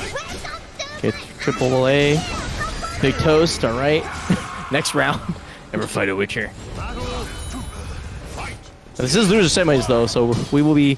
This might be ogre if this pace keeps up, but it seems like Revan's doing a good job cracking the turtle's armor. Oh no, classic. Oh no, I can feel it. Oh god. Oh jeez. All that momentum just sunk. Just completely gone. Okay, there we go. Soul Charge. Have so much wall damage. Oh! Smash! Oh man. Oh my gosh, that's a lethal hit too? Dude, he does cool things everywhere, man. Like, his character is secretly quite cool. Who said this character was wrong? It's if you play him like 3A, 1K, Squidward, 6B. You know what I mean? Like, no, this character's Sir, food here, sir. Oh, rare moment of the chest stream not coming out, but maybe that was intentional. I've heard something about that in terms of the context of the reset. But I don't like that. I don't like that at all. Wait, what? What? That's plus 16? Oh, wow. Huh? I thought that launches. What? Yo, that's cheating, bro. I'll tell you that I've never seen that in my life. That's kind of sus, bro. That 4B though was just like whip. It's a little sus. You're gonna be like, yeah, it's like, dude, I think that thing vented, dude. Yeah. That was just, but you know, like I officially can safely say that The Witcher's full of tricks, and that's very much the way the character works. I don't know, dude. Liam Hemsworth, bro, like going in. Oh man.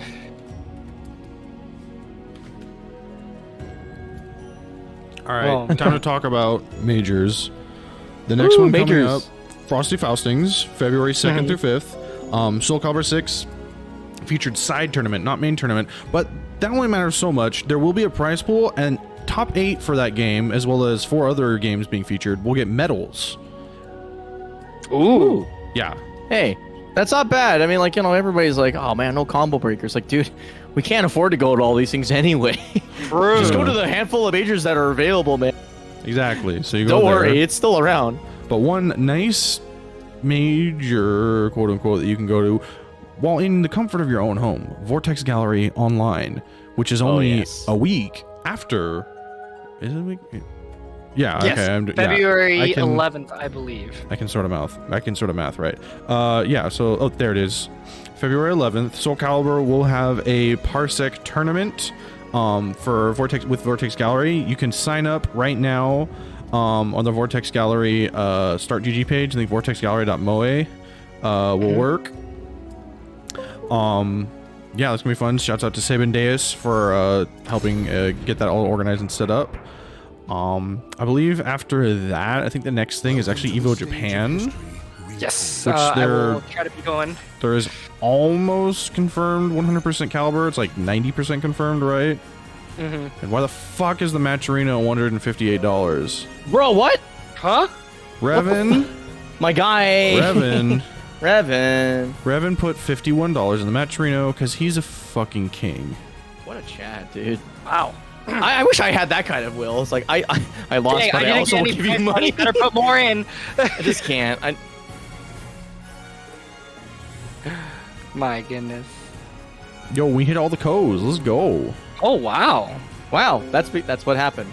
We did all the codes. 169. Let's go. Let's fucking go. Let's go. Yeah. That is a sacred pot, my guys. That is truly blessed. It has been done. Yay, Lamau, we did it, team. You know what? This is awesome for a lowly little online turn. Not bad. Oh, I forgot to shill. Sorry. Well, in addition to giving money to Matcherino, if you feel so kind, these Parsec servers aren't free. They do cost me a slight amount of money. Exclamation donate brings the link to my PayPal. If you want to give me like $1 or $2 just to help so I can keep these running every week, I would very much appreciate it. Don't need a lot, but just need a little would help me go very much. You can also see all the funds for all the records for like basically the past 2 years in the Google Doc attached to it, so you can sort of see how much it's kind of cost me every week to give you an idea of basically kind of what I'm going through for transparency's sake. So yeah. Holy yeah, well, the conversation. Just don't. Hey, we're transparent. Like, I'll be honest. Like, it's things seem to be turning around in directions that I think are a little bit less stupid, for lack of a better term. I get the like. So, I guess if while we're waiting, here's the deal for me. The fact of the matter is that this is like the way that we have to do payouts as a reality is kind of a pain in the ass, given certain circumstances. But I'm telling you, man, like Arturo's not the kind of guy, as far like to like skim like that. And almost everybody who's been trying to be like, hey, like if they do get paid, I don't think anybody's been screwed over, like ever. It's the issue seems to be late payments more so than necessarily the skimming component, because every time people come with a stupid math shit, they forget the PayPal takeout or the tax component of it. So like dude, like I get that people want to have like their moment in the sun, but like seriously, fuck off. It's not your business. It's between the players and him. But all this bullshit, random like bad investigation stuff, like cut it out. Unless you're like intimate with the actual games, because like that's what I did. I looked at all the things that Arturo was involved in with our game, and nobody was ever being like, "Whoa, man, what the hell's happening?" Like in Calibur, that did not happen at all. Zero. And it's not like, and no, he's not using as a red herring, because that would be stupid, wouldn't it? Yeah. Like, it's just, no, the guy got behind because random shit happened in his life. That's clearly to me, that seems to be what happened. But Maturino, of course, is in their right to be like, hey, don't do that because it is against TOS, and they're right. It complicates things on an extreme level, but he's not a bad person. He's like not a bad person. Two, he's doing the thing that any FGC head would do, which is like, hey man, we're on hard times. I need the money like as soon as possible. I can't just be like, wait on this guy to get like a PayPal account or some shit, right? Like, it's like, no, get it paid out as soon as possible to who he knows. And yeah, that's to me, that's what is happening. But yeah, like, you know, it's insane how many people are trying to get clout off of this shit. Nobody wins if Arturo leaves in the FGC at all. You want PC setups at majors? You need Arturo. Not to say the ends justify the means, but like the suggestion that this guy is out there to fuck people over, dude, like no way, man. Not his track record and the things that he's doing on out of his own pocket are absolutely beyond like just like some average guy. Like he's literally a community pillar, and it's just fucked up that people like somehow like switchly turn it up and suggest. But equally so though, I feel like people demonizing Maturino are also kind of whack too. Like they have no idea what's going on, or more specifically, they're trying to keep it like they want people to comply to the TOS, so they sort of have to make him an example. But like they're not like Maturino is not some sort of like monstrously evil company either. Calibur would probably be smoked without it, right?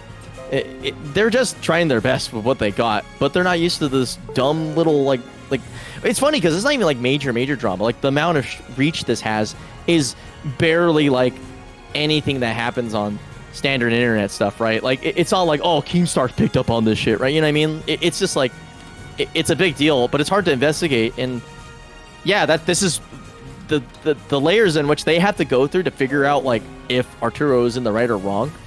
They have to do a lot of work, which sucks, right? Because that's why they make the rule, right? That's why you don't cash out a Maturino early, like for any reason. Like you just don't do it. But here we are, right? Because the FGC is like we're gritty as hell. Also, we're still having controller issues, so I'm not gonna shut the hell up. But yeah, it sucks because new developments haven't really happened, I guess, in my opinion. Most of it's been pretty straightforward, which is like most people who have been asked have been cool with it. But yeah, like I think DTN was like kind of the place where he was pretty late, and yeah, that sucks. But he also had real life shit, which is at some point, I guess really what needs to happen is maybe Maturino figures out a system to where you can kind of like sit on it, I guess. Or also reserve it or something. I don't really know what you can do, but that's the only thing I sort of expect out of Maturino at this point. But I don't think they can proceed going and suggesting that Arturo, who has, by the way, pulled the most money, I think, out of anybody as a TO for the platform itself. I don't quote me on that, but I heard that was true. Like, dude, he's like literally your biggest evangelist, and it is like, yeah, it's like what the hell, man. But it sucks. Nothing really is good has come from it, other than one thing, which is the collective Calibur community all gathering together to shit on one fucking guy. That was amazing. I will never. Whenever people think we're petty or stupid, we're not really. When chips are on the table, we're serious, and we will smoke whoever ever suggests that SabinDeus is like a bad person in any shape or form. Like, holy crap, man. Anyway, speaking of SabinDeus, we have Deus. he is a sponsor. He is a sponsor. He is indeed a sponsor. Deus Incendiate, my guys. And is this Absolute Force again? We here again? No, I believe so. This is absolutely Mitsu. Okay, Absolute Mitsu. Got it. Absolutely. Double check it. No, sometimes I keep thinking Bozo just comes into the bracket. If only. He's my favorite. All right, here we go. Oh yeah. Oh, so this map's pretty interesting. I feel like as a Mitsu player, you're looking at this, you're thinking to yourself, man, I haven't to work for a long time. It's gonna take a hot minute. Yeah, the 50-50s aren't really in. I mean, like the risk reward for both players, Ivy clearly is ahead, but Mitsu could guess a little more, you know. I think once Mitsu gets in, that's great, but you're on the worst map for this. Really, it seems like you're gonna have to do some pretty crazy shenanigans. Now, they're not gonna be like 9 A plus B shenanigans, but they're probably gonna be. You gotta be a little creative in getting your approach. But okay, nice launch. Yeah, it's situations like that, right? Where you go for like the Katsu ending, right? You give him the space. Yeah. I'm like, is that what you actually get to do? Red Ripper sucks, by the way. That moves so slow. Okay, 1A. All right. Doesn't finish 1KB because it doesn't want the punish. Oh. No. Go for A. Goes for B. Clash. Getting a ton of meter. Oh. Not in favor. Already has 2-6 of butter. This is kind of scary spot. But the sweep. Oh, yeah. Counter it. Going for some really deep mix, but right now just not getting the hits he wants. Oh, I think he's prepping. I kind of feel Incendiate being like, okay, wait. My opponent is blocking a lot. It's time to start CSing. That is the biggest fear. But look at that chip damage. Ooh. Oh, not dead. The dream? The Mitsu dream? Oh my gosh, the way. Oh my god, the dream! The neutral! That was so sick, dude. That was so sick. Oh, wait, that. Oh my god. Ooh. You're blocking the mids. Okay. Yeah. Cots. Okay, he's applying the mix because he has access to the sweep low, and now he's mixing up with 3-3K because he has the mental frames to be able to play with larger moves instead of playing like really fast-paced frenetic. But every time he gets like he has to block something, oh my god, he's the zone. Oh. Okay, but it's short-lived. He's still back. He's still in Jigoku, zoning Jigoku. He's getting close to getting guard broken. Okay, but the sweep. The one. Oh, Okay. Decides to back off. Oh my god, dude. Oh my god. 9A plus B game. I was joking about that being an option, but he made the dream come true. This man's a miracle worker. Oh, look at that punish. Alright, tries to go for the just frame. Not really going to work out. Gets the 3B lead. Gets the full combo. Look at that combo. That combo is so sick. Okay, going for Trace B again. He's feeling it. He's like on the mix path. Dude, that move recovers so fast. It's almost like a okay, doesn't get EE. Gets hit. Yeah, lots of meter, but he's getting in there. Perfect zoning. Runs it 3-3K. Goes for the river. He's gonna go for low. No, he goes for mid. He told that. I totally got hit. Game 1 going to Absolute Mitsu. Dude, I can't believe this, man. Absolute Force is like actually playing this matchup like a friggin' god. He's doing all the things that slow down Ivies a little, just enough to, because like the risk reward is really dangerous for them, because Mitsu does have very interesting anti-mid-range tools that he can do stuff to people who have big buttons, and we saw it multiple times. And then the timing mix-up comes in, and there's so many layers, because this character is basically like Asmo and has access to lows and stuff, and like, you know, can stop stepping. Like, he's playing this so well. It's hard to pilot it though, because it's predicated on you have to get a lot of momentum really quickly, and you have to get it very unorthodoxly. You don't get it with like big sweeping mids. You get it with a pretty high commitment low and running in a lot of tempo, which is not something you want to give to an Ivy who's just like, I'm going to spin around and like Hori mid you to death, and you're going to take like 6 million guard damage. You have to run back in again. We have to play this game. It's just like, no. But he managed to make it work. It's just like, holy crap, dude. Go. Oh, look at that. Look at that. Respect right there. Dude. Oh! No just frames. That's fine. 3-3K. Oh, the gut check. Oh, interesting choice. Alright, just give up 10% of your guard. No big deal. Gotta be careful. Don't let him yank out too much meter, though. You know how that goes. Dude, that 3-3K is... there we go. I was figuring, like, Incendio was eventually going to start using this, because the thing that disrupts the game plan so far is the ability to stop him from feeling safe when he's, like, using, like, guard as a tempo tool. Oh. be like that sometimes.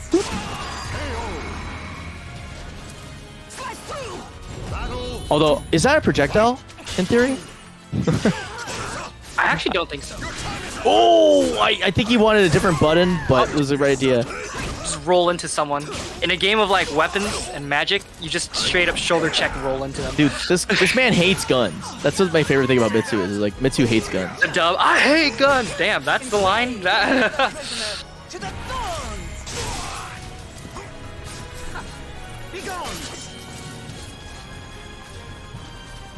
Ready? Go! Get it! Slave another prisoner to the thorns. Enslaved. Look at that distance. Enslaved.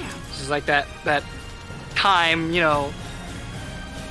Enslaved. I don't think it's a time scam, but going in, okay, gets the duck, doesn't get the confirm. Oh yeah. Okay, interesting. Okay, well, big uphill battle. That's for sure. Yep, getting the duck. The approach is a little bit too telegraphed, and Incendio is able to Another prisoner. Oh, wait, is he dead? capitalize. No, but he gets the wall. He would be dead if it was the other side, you know. Yeah. 9K, okay. Nice duck. All right. Soul charges out. Yeah, that's kind of how this bees. Okay, going for horizontal. Oh, he was almost past it too. Oh, it just seals the deal. Good use of meter. Yeah, this is brutal. It's hard too, because yeah, you need so much momentum to really put your opponent down to keep him like keeping Ivy from being Ivy, for lack of a better term, especially in this matchup where it's like clearly the core design of Mitsu has a couple interesting mid-range tools to suggest that he is like an all-rounder, but really what you're doing is trying to make your opponent be like, ah, crap, what's happening? And then you mix the crap out of them. Yeah. Okay, switch of stages. This is a little smaller, so actually might benefit. I keep almost calling him Mitsu 6 again. Absolute Mitsu. Absolute. Like, he's not, we're not, he's always going to be named after this is, you can't. Or Mitsu Force at this point. Oh, he broke the crap. Okay. Fire through. Oh. Okay, building meter. That's big scary. Oh, tries to get the huge punish right there. Trying to close the distance with that move. Not going to really work out and gets CS again. Actually, now I think about it, the sort of sequence that I think needs to occur is get into the dead zone with 668, and then you have your 660 punish, which is a lot more than what most other characters get. And that's what seemed to be the winning combination for Mitsu. Not Mitsu. Yeah, for Mitsu earlier. But we'll see if he has something else that he can kind of build momentum off of, because yeah, right now it's just like, oh no, like. Okay, big sweep, getting a sort of a taste of his own medicine, actually. All right, guess what? Decides to duck it there. That was interesting. Okay, Trace B, no punish. Poor KB getting nowhere. We're expecting a backstep, I think. Oh, I think he just threw away an opportunity to get some damage. Oh, yeah. Oh, whew. Man, whew. That was good stuff. All right. Oh, okay. You wildin', my guy. You're wild. Oh, I respect it, though. I respect it. You're running in. Okay, so let's see what Incendio does, because he's got the right spacing, and he's clearly creating huge problems for his opponent for walking in. Nice block, great defense. Oh my god. You know, it's just like you get zoned, and then you run in, and then you get CS. It's just like the cycle never stops. Ooh. All right, try a little bit late on the punish right there. Ooh, nice little change in the transition. Okay, goes up for the Moki. Goes for the 2-2K. Notoriously powerful low. Very safe.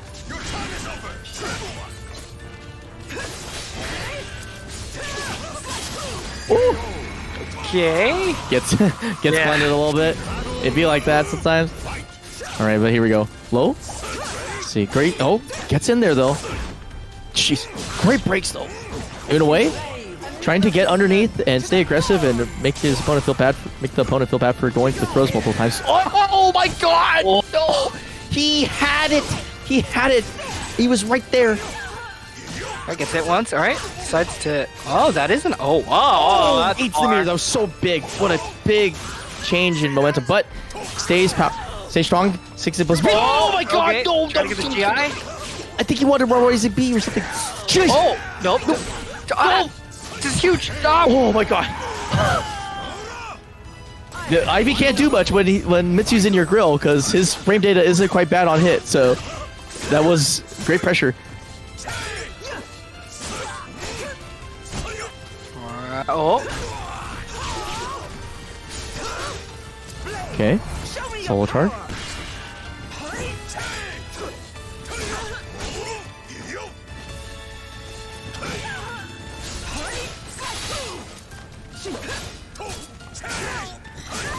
Okay, great launcher. Going for trying to get the relaunch reset right there.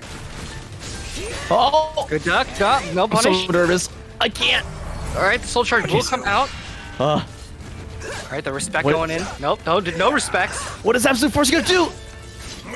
Okay, the soul charge. Absolute limit right now. Close to the wall. Whoa, backs it up. What is he? What's going on?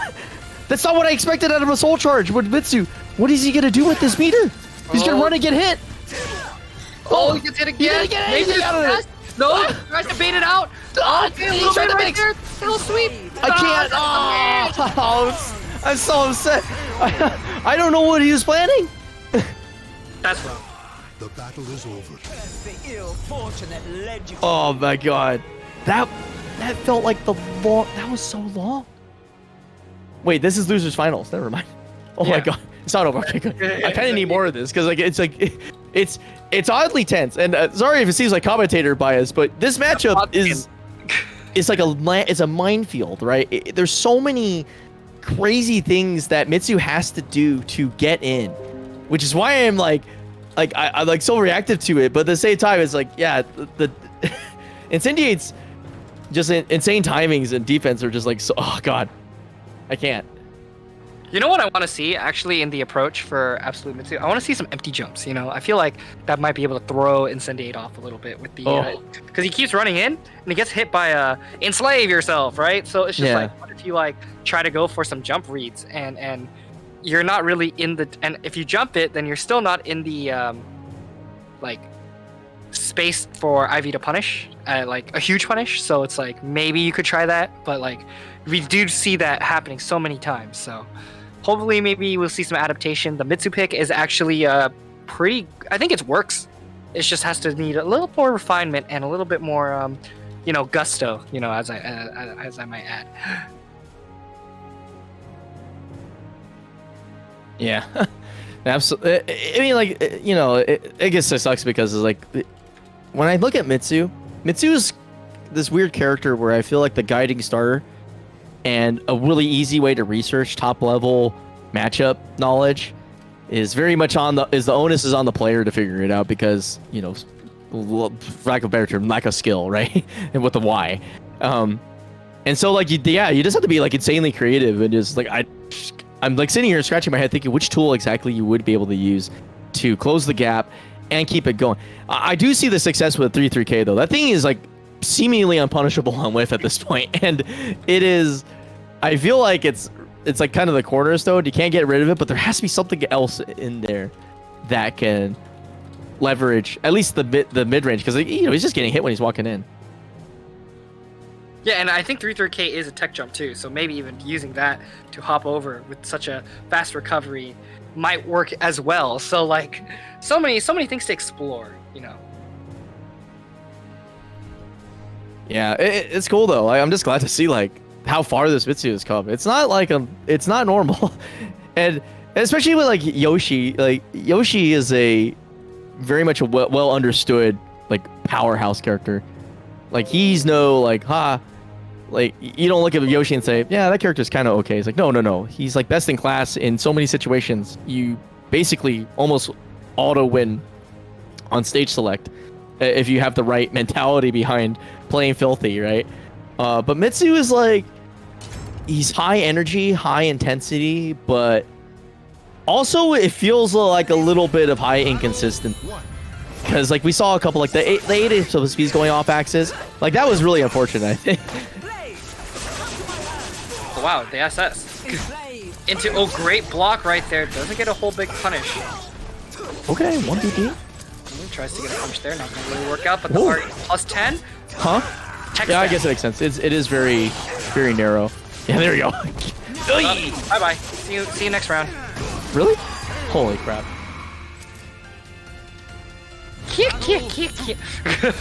I love being right. I feel like the more I stay alive, the more of an online gremlin I become. And then Dude, offline meetups, I'm just a fucking gremlin. You're basically like Fish Mimi at this point.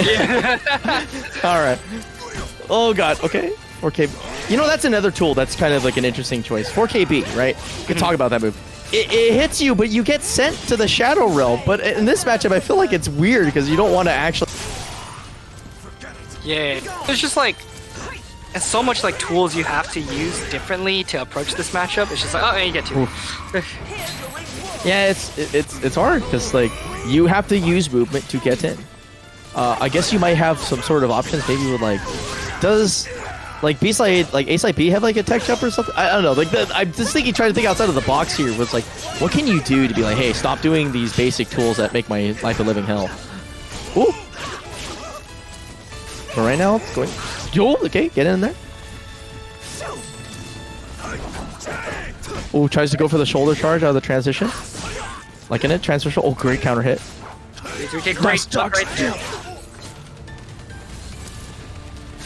Yeah, very wary about the presence of meter actually right there. Very smart from Absolute Force to kind of hold back. Yeah, there it is. The timing, just like play that kind of closer mid range, where it's bad for the Ivy to have your 6A blocked, but you also can't really move that much when it's not your turn. The little counter hit. This could be huge. Oh, it's massive. Oh, he's going for the weird setup. Oh no, he challenged it. He challenged. Get the hell out of here. It ain't I-12, but it's fast. Oh my god. Oh, get in there. He's going in. The Shura Blade. Okay, backing it up. Doesn't want to get reverse ring out fraud. He almost died. It's like, no, you come to me, idiot. Yeah, come on. Yeah, cut the coin. Okay, he gets summoned it. Oh, he's in the dead zone, but no, he didn't get all the slow. Okay. Oh my god, this is insane.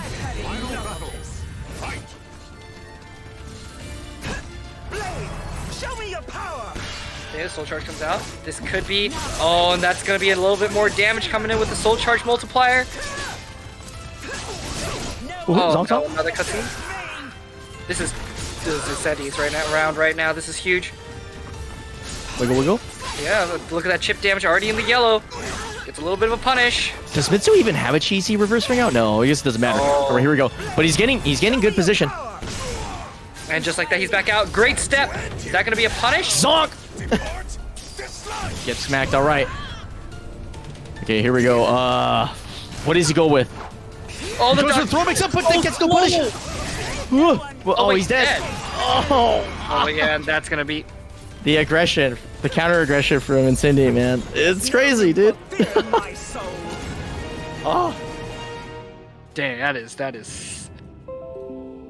That was rough, but it was awesome. That was a cool showcase, man. Shout out to Incendiary for being able to weather that. That's a scary ass Mitsu, man. Like that ain't your everyday garden Mitsu. That's like your why? How did I find this like in my garden Mitsu? Oh man, what a crazy tournament bracket we have so far going on. Whew. All right, well, we're finally at the end of the night. We're getting close to it. Incendiary versus Zevakai. Whew. That was crazy though. What a game. Typical grand finals.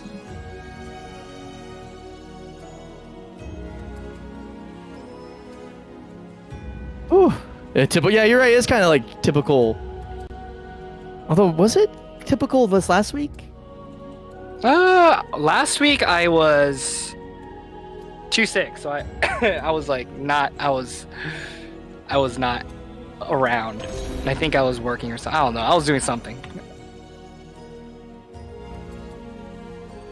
And still, it's still a little cold. I got a blanket around me. I'm vibing.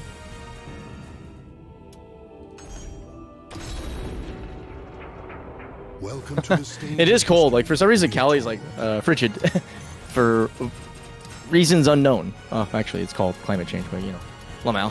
Lamau. Hotter hots and colder colds. What can I say? Yep. Maxi. Oh, we did see the tease tier pick. I do know that Incendiary has been in the tier pick recently, so. I thought he thought that character was really hard though, almost as if to suggest to 8-way funds.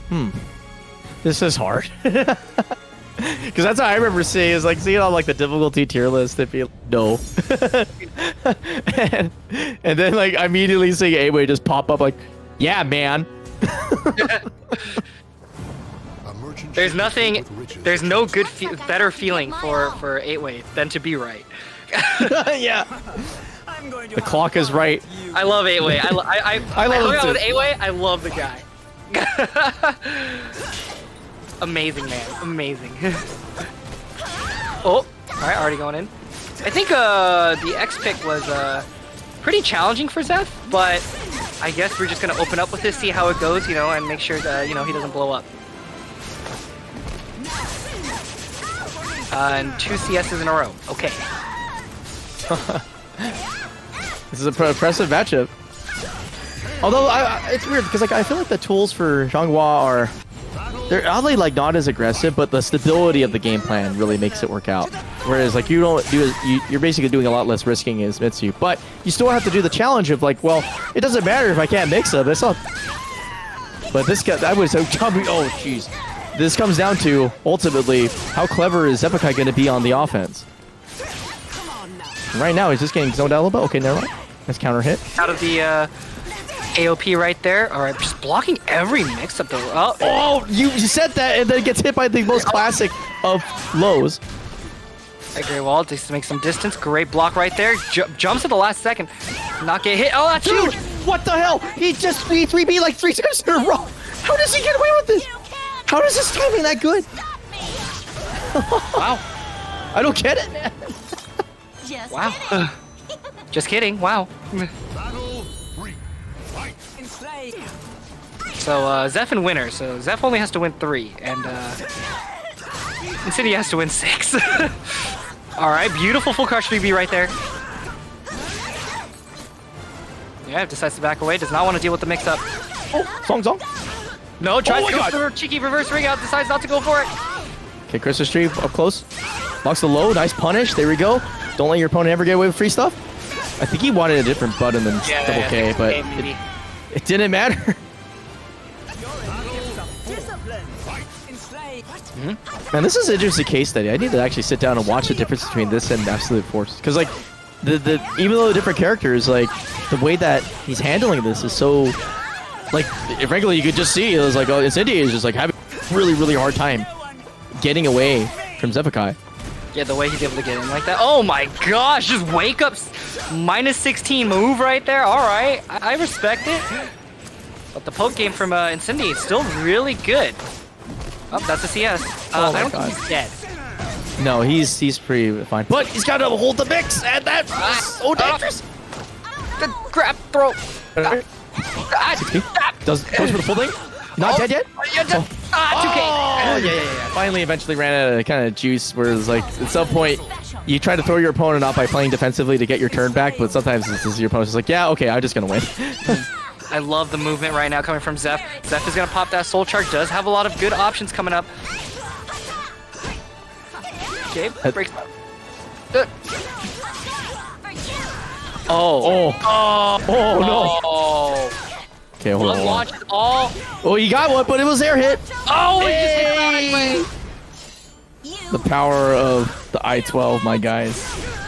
Not just for block punishment. Take your stance transitions and shove them. Just kidding. Yep, just kidding. Die. Lol. Haha. That's. I feel like that's the vibe I get from Xianghua every time CE finisher. It's like, just kidding. Die, idiot. Get fucked. Welcome to the stage of history. All right, now we're going back to the same stage. From a random? Well, random. SoulCalibur 6. Well, okay. Oddly enough, though, I don't think this is disadvantageous for Zeph. It's a long stage.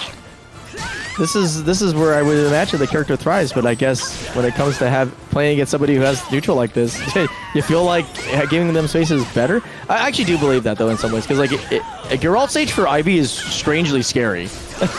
Like you just everything's in range immediately, no movement guessing. You just like immediately start doing it. Good stat. Nice to get the 6k with punish or some counter hit, but not really gonna work. Oh! Woo! Fish, he's still at Good timings. Yep, yeah. Oh my god. That was like actually insane by Incendiate. Just like knowing exactly when his opponent was gonna try to do something. Full crush 3B on jump. Oh, great step, no punish. Back to zoning.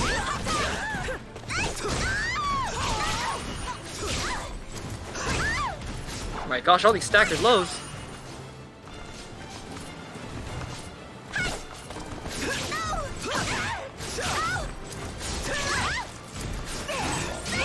Okay, oof. Yep.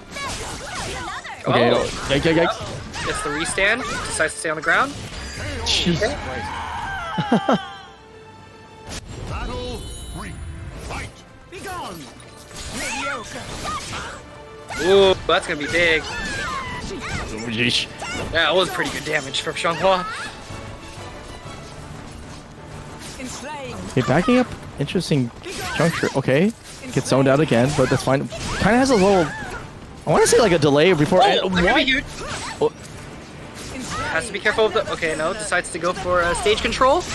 Gets back in, probably. Yeah, just gonna run in. Bring zone out. Well, runs in anyway. Whoa, No wait. way. No way. That's cracked, dude. Immediately gets hit. Opts for movement again, and then goes for the C. Okay, just mix time. Goes to the low, gets the round. Jesus Christ. Like, these are like split-second decisions that seem like impossibly genius, but like nobody does them kind of thing. I don't know. It's nuts. Enslaved.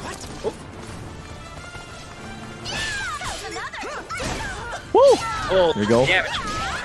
God, that does so much. Yeah, no. Xianghua actually has good damage where it's like super niche, but like for her neutral tools, not so much. So it's like being able to catch that out is also going to be super important in this matchup. Also, like the poke game from Zeph right now is so clean. It was clean, and now it's getting sloppy. Yep. Thanks to the ground throw. Okay, oh my god, the aggressor just wakes up with violence in his heart. Oh, just outside of the range of 2A2. Okay, throw pressure.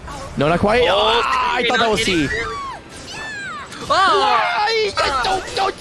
No way, there was no way. Okay, okay, but he's out of the woods yet. Oh, he's so close to death. Go, box him low. Oh, tries to do that. Oh my god, I thought it was gonna work too. But two bars. 2 bars on Zeph.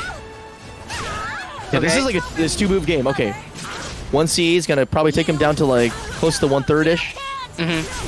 Does a little more with full crush 2B. Yeah, it's about 80 damage.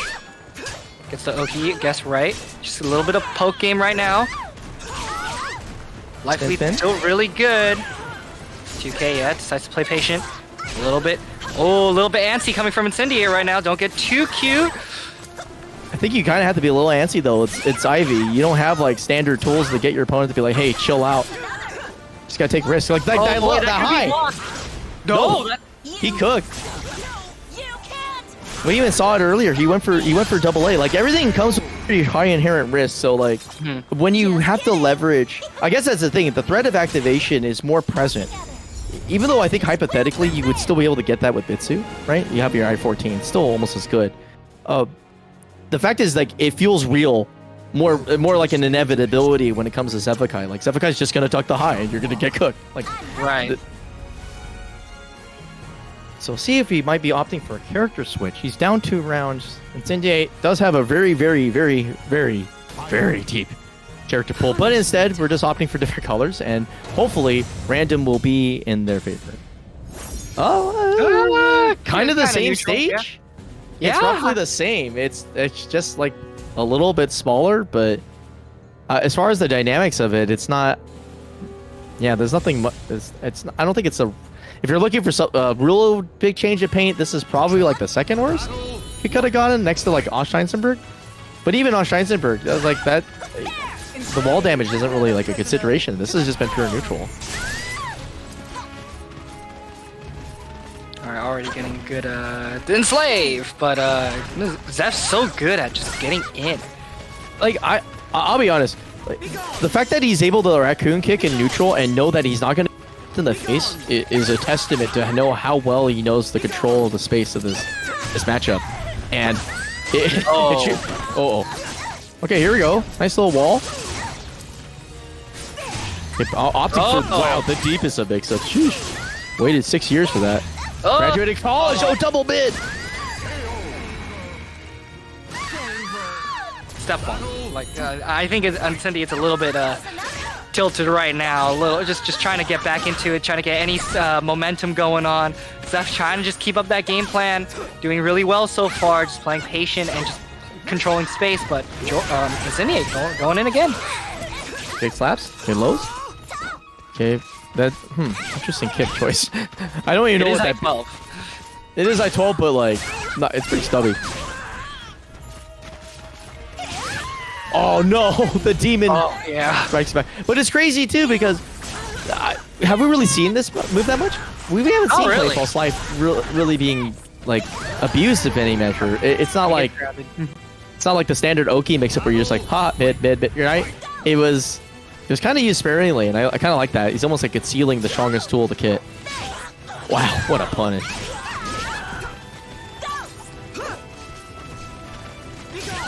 Alright, keeping good space. Look at the meter, the meter difference right now. Ivy seems to have 2 right now. However, yeah, uses the soul charge. I think Zeph is just gonna back away at this point. Oh no! Yeah, you said that. You said that. That man ran into 2 moves. Mad dogging. And now he took like 80 damage. Yeah. Roll forward, no punish. If Zeph comes back from this, I'll be very impressed. Like I'll be like, damn, he's sick. Not quite, but I think the pattern's been established, which is, you know, sometimes you just got to be crazy like that.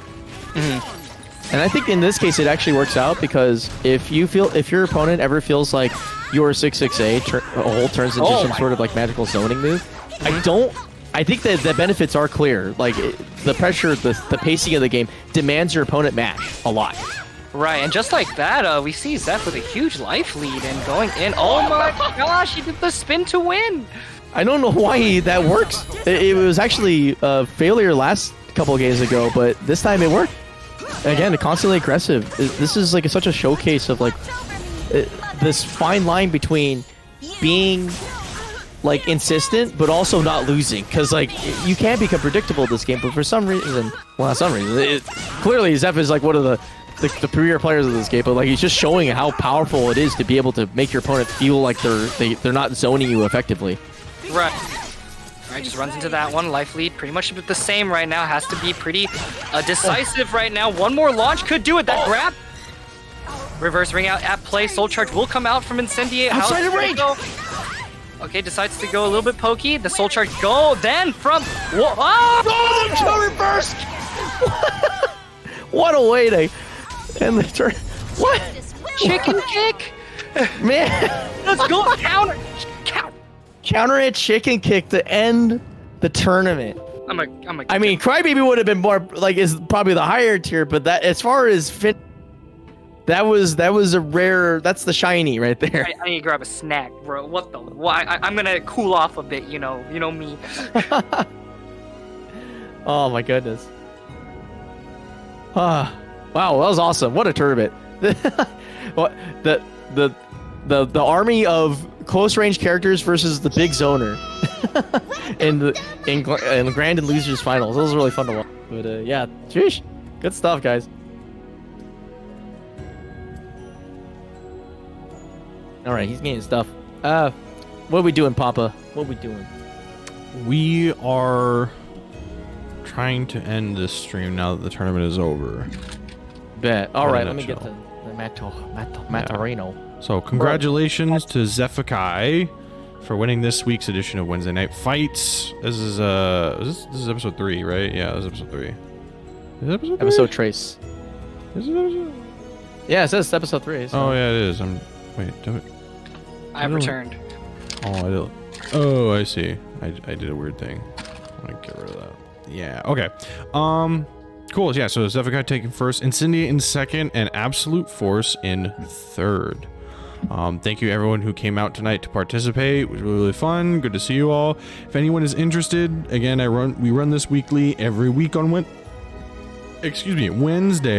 The bracket's open to anyone who wants to enter, so long as your connection's good enough to the Parsec servers and you want to play, you're in.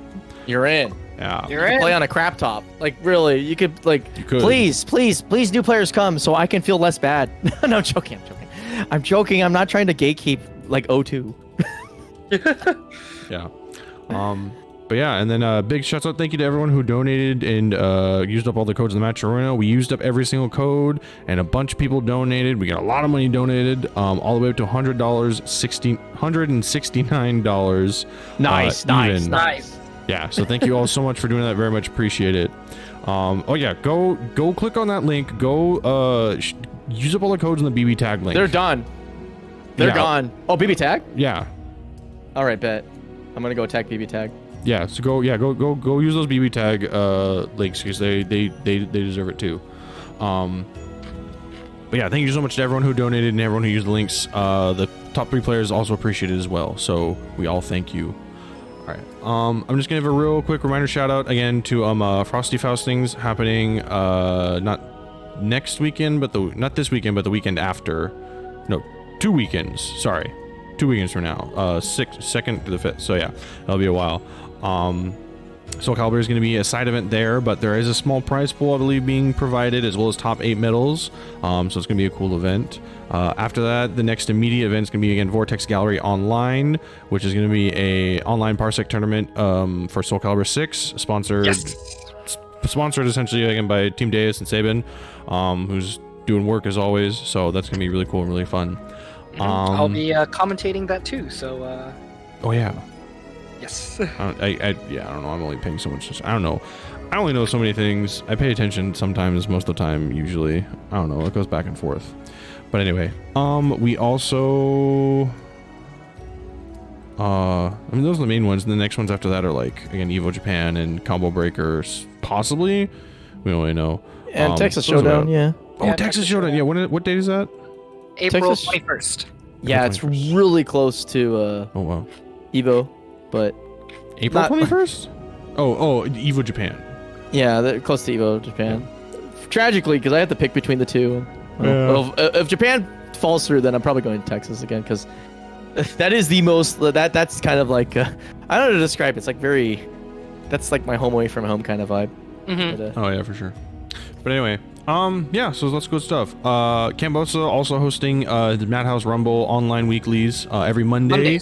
Available to East Coast and Midwest players who they deem acceptable. Again, they will have to check your connection, but for most players it should be okay. NorCal online still happening occasionally, not this month. SabinDeus is taking a break to get some other stuff going on, but they should be coming back in February. Their offline events still happen in collaboration with NYC Tech and Community on Sundays once a month. They are still doing that as well. So New York still has an offline Caliber scene at Next Level. It's just slightly different days now. But yeah, so that's all the good stuff. Thank you so much to my commentators, Konmai and Nemo. Either of you have any last words before I go pan this off to whomstever? Shout outs to JJJ and yep, shouts to JJJ and Beanie for holding it down before we came. Especially JJJ, the original king of jokes. Goddamn. Yeah, otherwise I do Parsec lobby once a week, and it happens to fall today because I drank a lot on Sunday and couldn't host. So yeah, if you want more Parsec, you bastard. It was my birthday. Okay, fair enough. Fair enough. I'm big 2-5 now. Oh, jeez. Already boomer, huh? Yep, I'm a boomer in the FGC now. But yeah, if you want more Parsec lobbies, I will be hosting one on my stream right after this. So if you want to pull up, yeah, the usual suspects. The usual. I might show up, but I might not. I don't know. I'm kind of sleepy. But yeah, cool. Mm-hmm. I don't know. A shout out was, I don't know. No, sounds good to me. right, I'm gonna throw that person. Isn't that Brokage? Isn't that Ezionics alternate handle? Brokage. No, Is that's that? no, No, this is no. SNDBC. Who's Brokage? No, that's I don't know, but That's he's someone a bruh. else. But I'm gonna send it over to him because why the hell not? Sounds good. All right, Seems fine I'm to gonna me. send out a raid. Everyone have a great rest of your night. Have a great rest of your week. We'll be back next Wednesday. Until then, just be kind. Don't be a dick. Stay safe. Yeah, don't be a dick. Don't jump to conclusions. Please do careful research. Use your brain, and above all, try to be nice to people. Yeah, don't pull an arm, honey. Yeah. All right. Good night, everyone. Take care. Okay, raid's out. Okay.